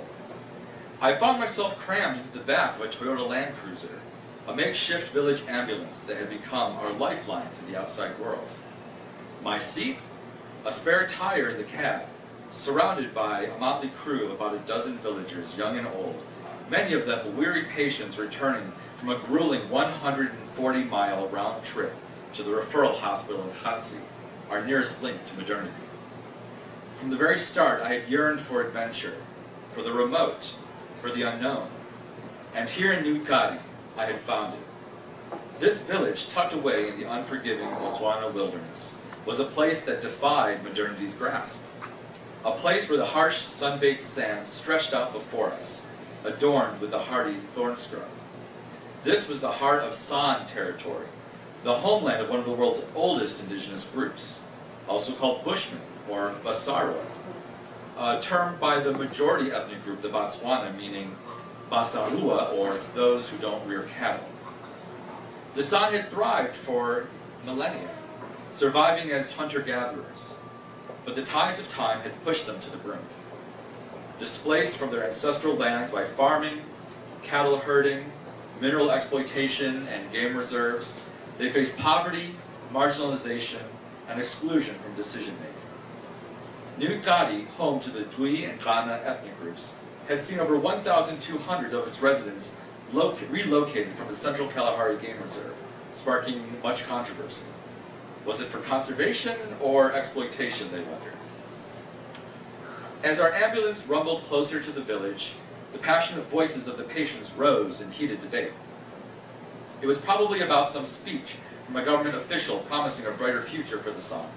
I couldn't understand their words at that time, but the mesmerizing tonal dialect and the rhythmic clicks that punctuated their speech painted a vivid picture of their emotions. It was a language as captivating as the landscape, but one that was slipping away, like the sun dipping below the horizon as we raced back to the village. The International Journal of Educational Development had already sounded the alarm. Twi and Ghana were among the world's most endangered languages, part of a family of click languages known as Khoisan. The San's cultural destruction was happening more subtly now, as children were forbidden from speaking their native tongue at school. Setswana and English had taken precedence, further marginalizing the San. In Yuktadi, Setswana-speaking teachers were the norm, and San children were thrust into a foreign linguistic landscape from day one. Struggling to keep up, many dropped out, bullied and harassed if they persisted. San parents, in fear of discrimination, stopped passing their language on to the next generation. It was a silent tragedy unfolding. But there was hope. A missionary couple named Hessel and Kobe Visser had transcribed one of the San languages, Naro, into a more accessible form and founded the Naro Language Project. They fought for mother tongue education, and they taught adults to read and write in their native tongue. As a Peace Corps volunteer, I created a coloring book for HIV/AIDS education and trained local youth to perform health dramas in their native dialects. We advocated for community radio stations to preserve linguistic diversity. As the ambulance discharged its passengers into the humble grass huts that surrounded the village, I pondered the fate of my neighbors and their intricate languages. Embedded in their dialects was the wisdom of the ages, the essence of a captivating people. Preserving their linguistic diversity meant preserving their identity, their heritage, and their ancestral lands. Letting their languages fade away, on the other hand, would be an immeasurable loss. I was in Botswana on a mission, not just to serve as a Peace Corps volunteer, but to be a student of cultures, an advocate of languages, and a friend to the San. And as the sun dipped below the horizon, I knew my journey had only just begun. Thank you. So I promised to have a joke at the end. One of the projects I did when I was in the village, I helped actually to start a Boy Scout troop. Because I thought it'd be great to have the elders of the village teach the hunting and gathering and kind of wildlife survival skills of the Kalahari to the students at school. And so I was attending a meeting with the interested parents and teachers, and I was trying to show off my language skills. So when I was ready to leave, I said, "This was great, everyone. You know, it's time for me to get back home." And in the native language, I said, goyara, which I thought meant I'm tired, but I actually said goyara, which means I'm horny. So that was how I departed from the Boy Scout.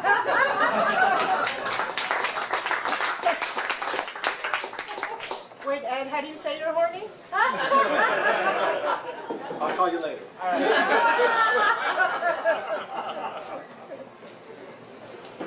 So it's actually so interesting you mentioned that. My mom was a missionary in Bolivia back in the 70s, which is one reason why she really supported me doing Peace Corps, because she thought it was kind of a similar type effort. But one of the funny stories she had was when she was in Bolivia, was that, again, she was working on her language skills, wanted to show off, and so she wanted to tell somebody that she was hungry, right? Which, what's the word for hunger in Spanish? Hambre. Okay, well, she hadn't really gotten hold of the syllables and stuff just yet, so she walked up and said, "Tengo hambre." It's like, felicidades. Tengo hambre means I have a man. Felicidades is congratulations. So, anyways, this kind of stuff happens in lots of different languages.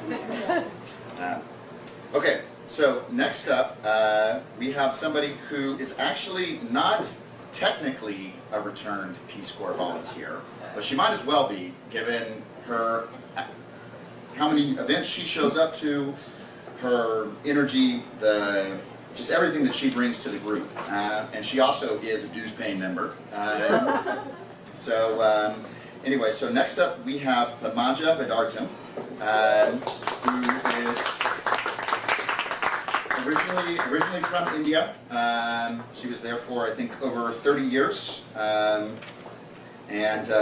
So there was no specific sector that she worked in, but she is now currently teaching at Lone Star, and also the mother of one of our own RPCVs, Priyanka.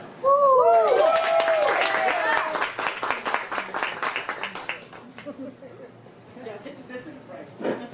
I'm blinded. Alright, hello everybody. Hello. Can you hear me? Yes. Okay, good. I was feeling a little weird, like I'm not a Peace Corps volunteer, I'm not on CV, but I wanted to be, and I still want to be. So before Priyanka went to Peace Corps, I wanted to go, and then I was already working at that time, so I found out that I had to quit my job in order to go, so couldn't. So I had an option that after retirement I can go, so hopefully. So I do work at Lone Star, and I am an adjunct at UHD, so I just finished teaching, that's why I'm late, I'm sorry. But I'm glad I didn't miss too many, I think I missed 2. But I don't think I'd be able to top all the stories I heard today.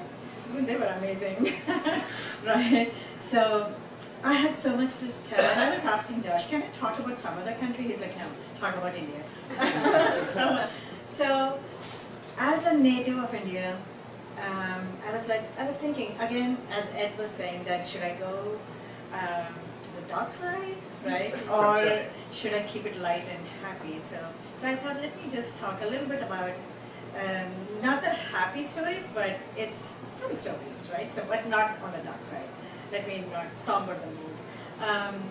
So I was talking to my friend this morning, and I was thinking of talking about my childhood. I had a great childhood. I mean, I think the best a child could have. I grew up in the foothills of Himalayas. Yes, it's pronounced Himalaya. So I'm going to keep it at that. I'm not going to anglicize it or Americanize it, rather. But it was a valley, and I was talking to my friend about it today, and it was a very diverse town, small town, but it had like the major offices, like the headquarters of so many, like the army, ONGC, the oil, that's where my father worked, and many other, and research labs. So we had such diversity there, like people from everywhere in India. I'm a South Indian, and that is way up north, right, near the Himalayas. So I kind of understand how my kids feel here, or like the immigrants feel here, because I was kind of an immigrant in that small town in the north. India is so diverse. We have like all these different states, and east, west, north, south, east, west, especially north and south are like two different countries, right? So the north is more similar to the neighboring countries, right? So the Pakistan and Bangladesh, they can understand their language. North and south is so different that the languages don't even have the common base, right? So Malayalam is similar to Tamil. That's my mother tongue. But going back again, my mother tongue, yes, we speak Tamil at home, but my ancestors moved to a neighboring state due to some fights and, you know, the strife going on at that time. They moved to a neighboring state where they spoke a very different language, which is Telugu, right? So here I am, a Tamil, right? So I have Tamil blood, let me put it that way, right? But my parents, they associate themselves as Telugu, and my parents they used to travel to different states, and so when I was born, we were in Assam, which is northeast part, right? So from there we went to Dehradun. So I remember Dehradun. I don't remember the other places that much. So I was an alien, right? Living like I was a South Indian living in North India, but I'm more of North Indian because I grew up there, right? So I do understand how my kids feel like they are Indians but growing up here, right? So they are Americans, but they are Indians too. So I was like that. I was a South Indian but growing up in North India. So coming to what I was trying to say is like, it's not just the languages, but the whole culture changes, right? So you have different rituals and things that, I mean, and we have the caste system to you know, throw into all this. So I'm a vegetarian. So basically it is based on the caste that you don't eat meat. For me, it's not that much of a big deal, but it is more for me. I mean, I don't like to eat meat. It's a taste thing. But talking to my friends who are vegetarians, so it's a big deal, right? Being a vegetarian or not a vegetarian, it is like, oh, are you a Brahmin? I'm not a Brahmin. That's what it means, right? So they'll ask, oh, are you a vegetarian? Yes. That means that, oh, okay, you belong to this caste. So, and it has, they say that, oh, it is cultural, it is religious. No, it's not. Anyway, so that's my opinion, right? That's why I get in trouble with them. It's a preference, that's what I feel. So I was talking to my friend this morning and she said, so she is a North Indian, grew up in North India, and her sister and her parents have now moved to South India. And she was telling her experience that how weird she felt going to South India because the language is different, nobody could understand her. She looks different from the native people. And then she said that, now I understand you, how did you manage all these years? And I said, for me, living in India for 30 years, it was fun because I lived in almost all the states there. So I could just adjust anywhere I went. I knew Hindi, I knew Tamil, I knew Telugu. And then these are like the root languages, and then I could acquire wherever I went. So I like to talk, so I learned the languages, right? So there was never a problem, but the customs change, right, from region to region. So coming back to food. Okay, so the next person was not actually originally on the list, but he did text me while he was on his way. So if he's still up for it, we have Nat Treadway, who served in Sierra Leone from 1975 to 1979, doing in the agriculture sector. And I honestly have no idea what he's going to talk about because we only just added him just recently. So take it away, Nat. Thank you, Josh. You know, when I saw, well, I guess I have to remark on the lights because everybody does.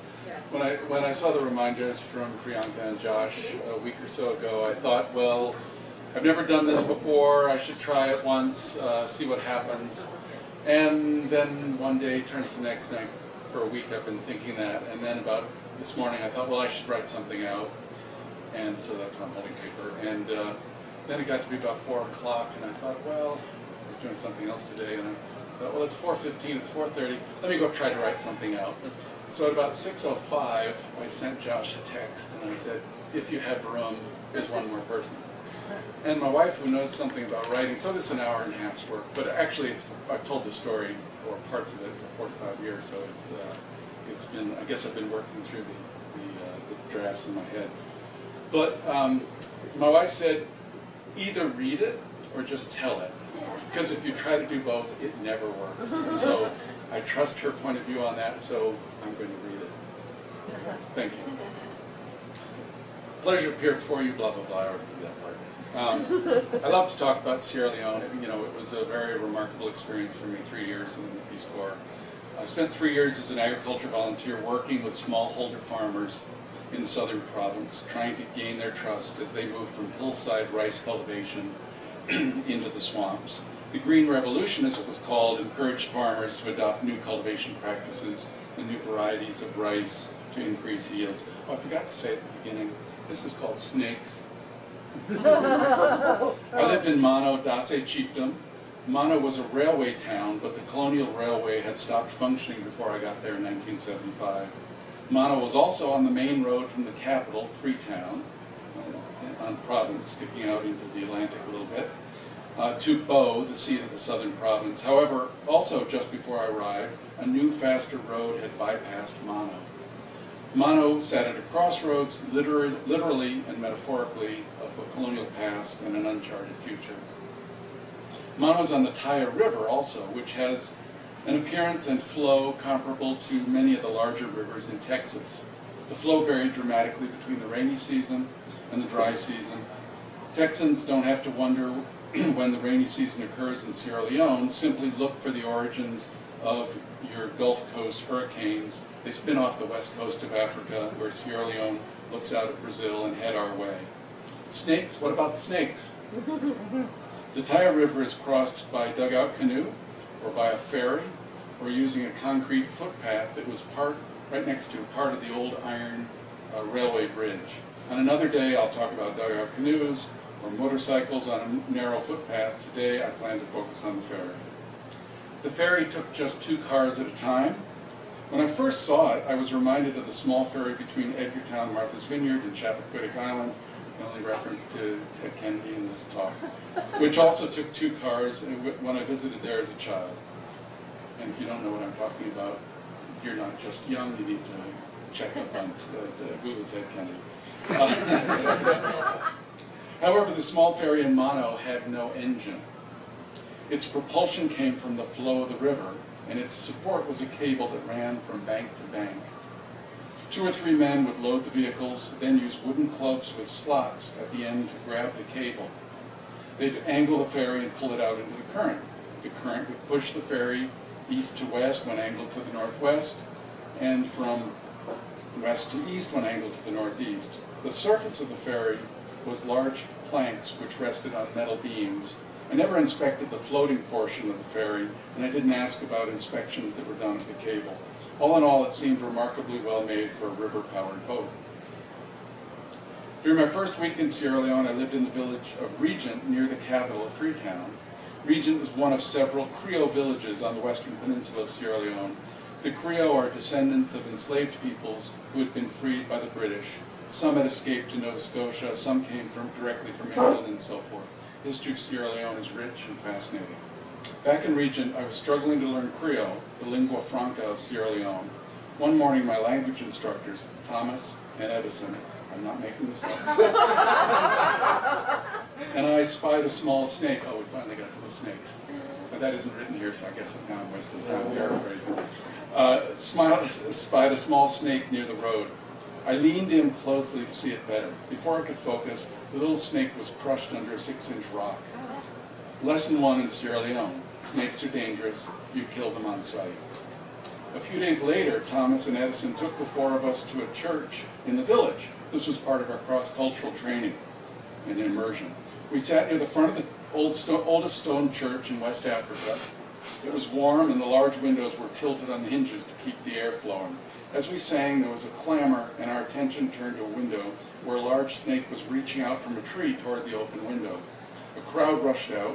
Someone took the long pole that was used to open and shut the windows.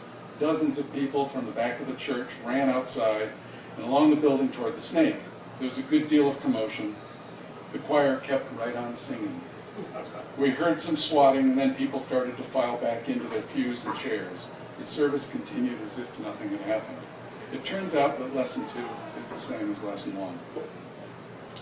Peace Corps Sierra Leone used village-based training for agriculture volunteers. We spent 10 weeks in a small village that had been prepared for us by building new latrines, a covered dining area, a classroom, improved rooms in the houses where we were guests. Floors and walls were given a layer of concrete, and the rafters were covered with a mat. One day I was napping in my room when I saw suspicious movement overhead.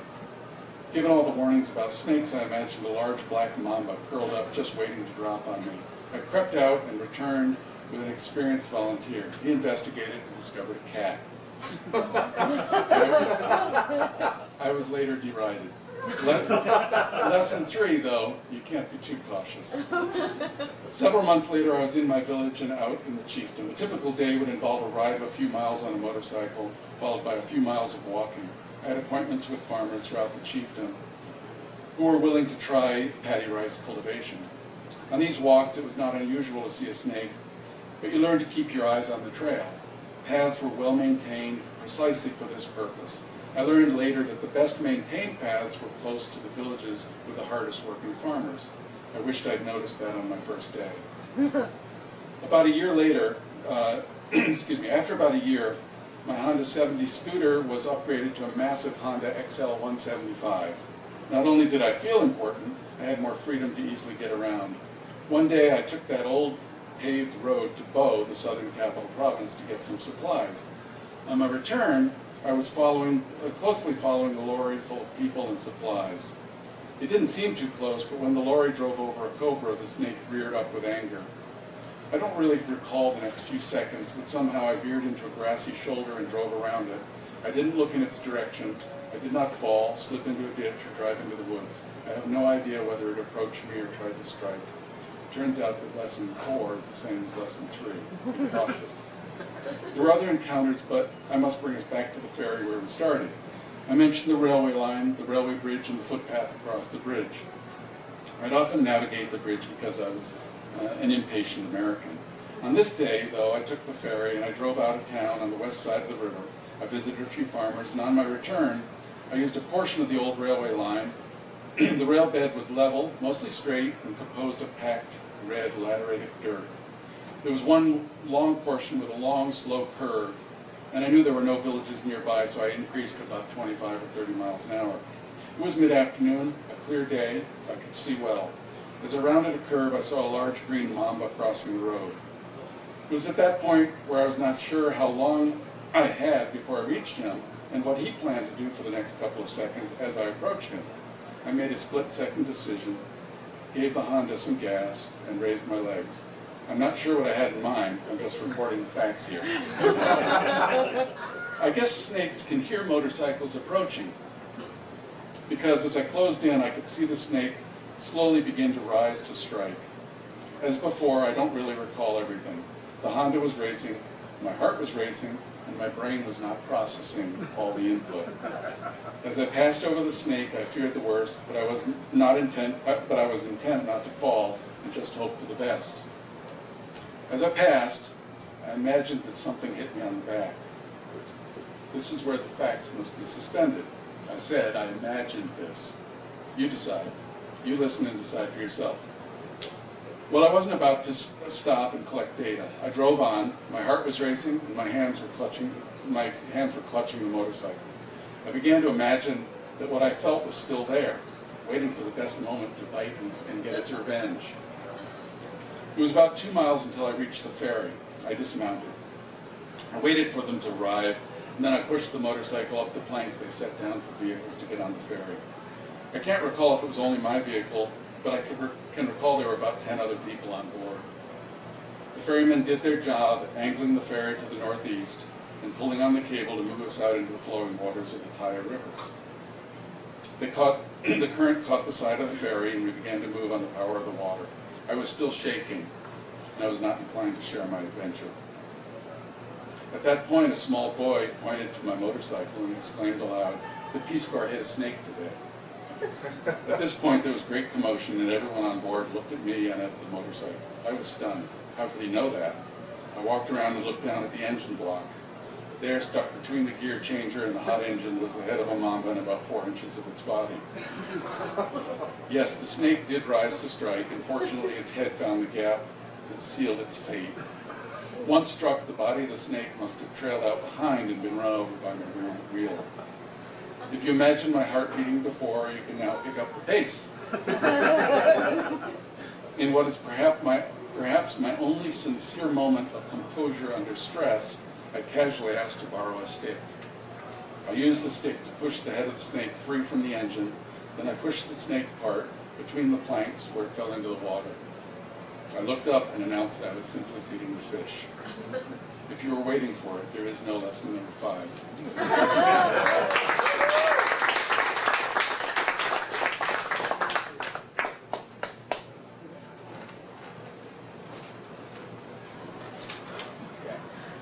Wow. Again, yeah. Again, for the future Peace Corps volunteers, like, it doesn't always happen like that. So, I'm here. snakes can be present in a lot of countries, but we serve. Okay, so anyways, so I had originally tried to get Chanel to go and speak, which she had agreed, and then she came back to me later and said, "Nah, Josh, you know what? I think I'm just gonna sit here and take it all in." It's understandable. Some fantastic stories tonight, but apparently she has now felt the spirit. So she said that she would, in fact, like to go and speak. So let me call up Chanel Jimenez, our regional recruiter for Peace Corps. She served in Panama as well. There you go. From 2019 to 2020 as an education volunteer. And so, yeah, in case people are thinking that every part of Peace Corps is absolutely horrific, it's not. And so for that reason, she's going to talk about the parties in Panama. Oh, no! No! What happened in Panama stays in Panama. Yes, I didn't want to share because I wanted to hear, and then I thought I want to also speak on Panama the same way everyone's speaking on everyone else's countries. So. Yeah, so in Panama, I was there, like I said, I had been evacuated, so I was only there for 13 months. I got there February. March is when school starts, so I did a whole year of school, and then classes are over in December for the summer, so a whole thing, summer, wet and dry season, and the summer in Panama, school summer is December through March. So I was doing my jobs and doing my projects, etc. And I had been told of some of the celebrations or the parties that Panama has. However, my town, and I don't know here, I guess other than the Panamanian RPCVs, no one would know, but my town is, no one told me, but is very famous for different parties, and people from outside of my town come. Even the network, the TV networks would come and have reporters there. So I was doing my job from March until October. October hits, and then I certainly don't have students at the school. And I'm like, where are my students? Where are they at? And so slowly I learned that there is parties happening in October, specifically to celebrate my town's traditions. These parties are called Toro Guapo, or a handsome bull. So that was October. There was a week-long event. People from out of town came, from the city came, the news network came. So that was October. November comes around and I'm like, okay, great. Toro Guapo is done, let's get back to business. We have a month or so to do work. Let's do these projects, etc. November is the month of perpetual, constant Independence Day celebrations.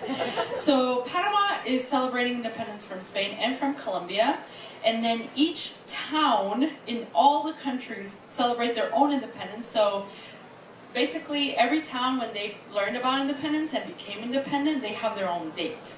So the whole month, everybody's celebrating their own independence. So the whole month we're having like all these parties, and I was like, okay, I guess no one's gonna show up in November either. So yeah, again, tons of events at my community. I guess I should also add that my community is on the highway. It's in Anton, if you know. Yes. We were so close. I always forget. We're so Yeah, close. we were so close. Yes. So it's on the highway. They have Torowapo in October, all of these patriotic celebrations in November. So I'm like, okay, well, we have a little bit of December, but of course Christmas is coming. So forget school, forget everything. Christmas is here, December, and then also summer starts. I did do some summer projects, but we had Christmas, and then we have New Year's. So then January, I'm like, okay, we can do a bunch of summer projects, and I did. I had different things happening, but in January, the patronales, so patron saint events, are happening in my town. So at one point, my family was like, "You're just partying in Panama. What's going on?" And I was, but I was doing so many projects at the same time. But January comes around, we have patronales, which are 10-day celebration, and the elders in the town are like, "These kids with their music, they need to turn it down. We're celebrating the patron saint. It's so disrespectful." So it was this like very interesting dynamic of like party and also like the patron saint, which is, I guess, maybe something that Latin American countries have in common, where there's like this party, but there's also like very religious events happening.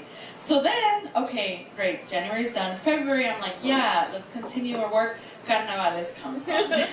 So at this point, again, my family's like, what is going on? And I'm having the best time. Carnavales was a very interesting experience for me, and I won't go too much into it, but I went to the most density, I guess, where the whole country goes to this one town called Las Tablas, and I was there, and my community members warned me about the pickpocketing and the everything craziness that happens. I listened, but I still got pickpocketed. And so that's a story for another day, because it still gives me a little bit of PTSD. But so anyways, February comes around, I'm done with Carnavales, 3 days I was there, and it's like I'm super tan, sweaty, tired, etc. And I come back to my community, and they're having their own Carnavales in the community, so I get there, and I have to like hide, but my community members will put me in like a full outfit and make me walk around the town in like midnight. So I guess my experience was so wonderful in so many ways, and I am very grateful for this town the town and the time of so much partying and so much cultural exchange, because in March we were evacuated. So I think it was like a bit of integrating into the community, learning about the community projects, getting the students who were getting to know me, I was getting to know them and the teachers, and then this whole like four months of just like back-to-back celebrations that was kind of crazy to me. I don't know if we do that here in the US at that level.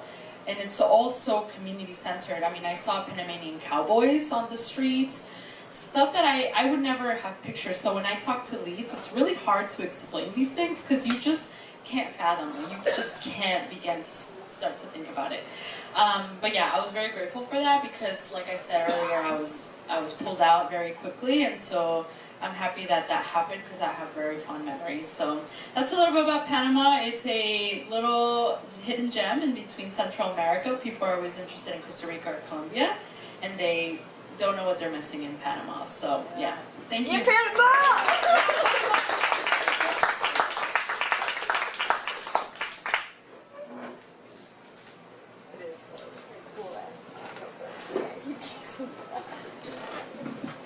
Also, for anyone who's interested, one of the stars of the Houston Dynamo is also Panamanian, Coco Carrasquilla. So, Okay, so we've actually reached the end of our speakers list at this time. So I myself have a story, but before I go and do anything myself, I wanted to see if there was anyone in the audience that, even though they were not on the list, might want to come up and offer their own experience.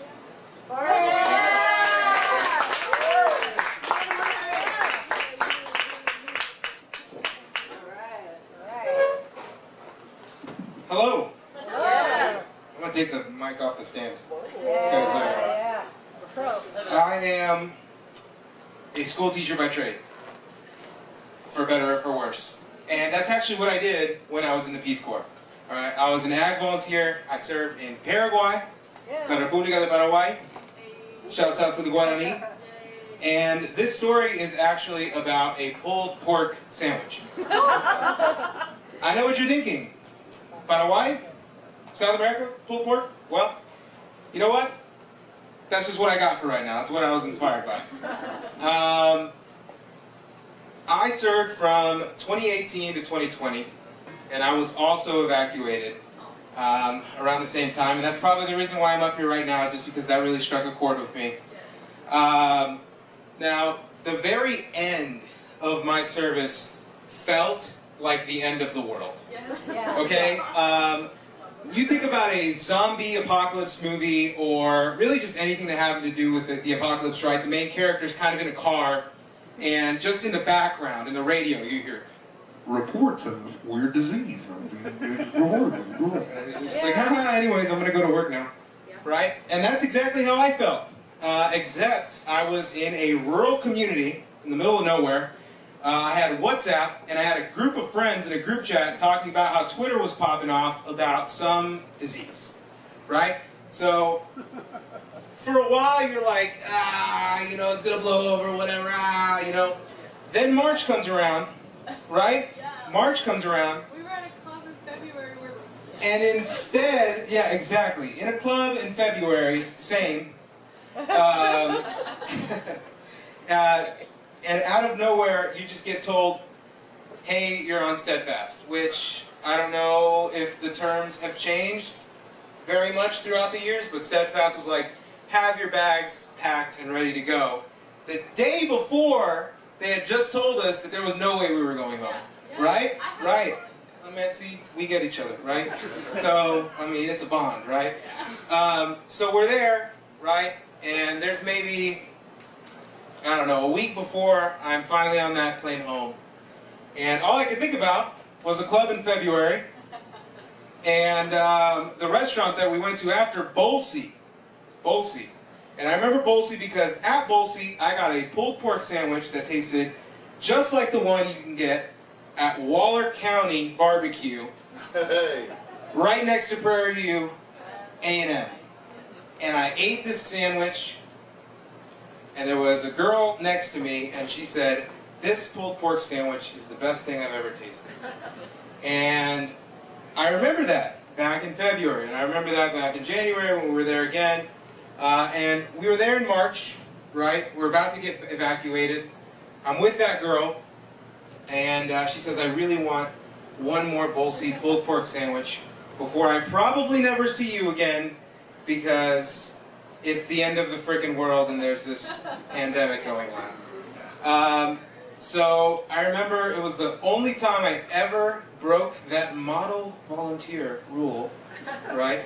And some of you guys are older, so, well, I don't want to age you, obviously, but some of you guys actually got to have a motorcycle? Are you kidding me? And then that guy, where is he? You killed a snake on that thing, which is just, I mean, look, it's pretty badass, okay? I don't have a story like that, but I do remember one of my friends having a Paraguayan girlfriend who had a car.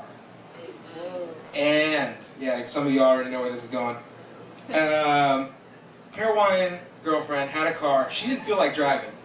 But I knew that this was probably the last time that I was going to be able to take this girl out and go and get this pulled pork sandwich that she had been craving. So I was like, you know what? You know, I don't know, am I allowed to curse? Yes. Yeah. Okay, I said, fuck it, we ball. You know, I was like, I'm going home either way. There's no way they ad set me with the day before. You know, there's no way they ad set me a day before that we're all about to get evacuated. I'm getting this money. I've been there long enough.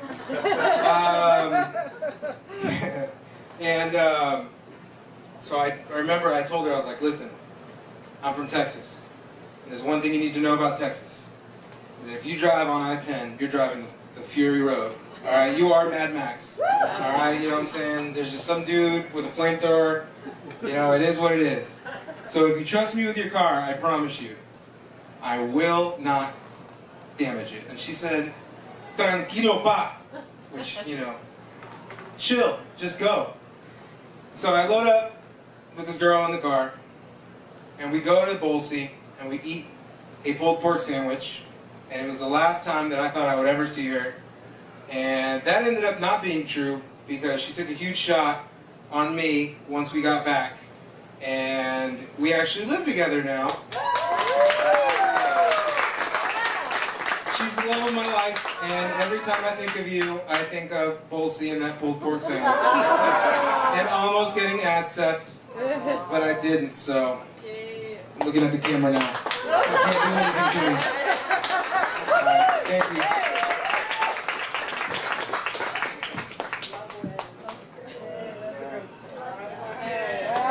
Man. Yeah. No, it is amazing how many relationships develop out of Peace Corps. Also, for those of you who are not familiar, admin sept means administratively separated. It means you got your ass kicked out. Anyways, which happened to a few people in my cohort. But not myself.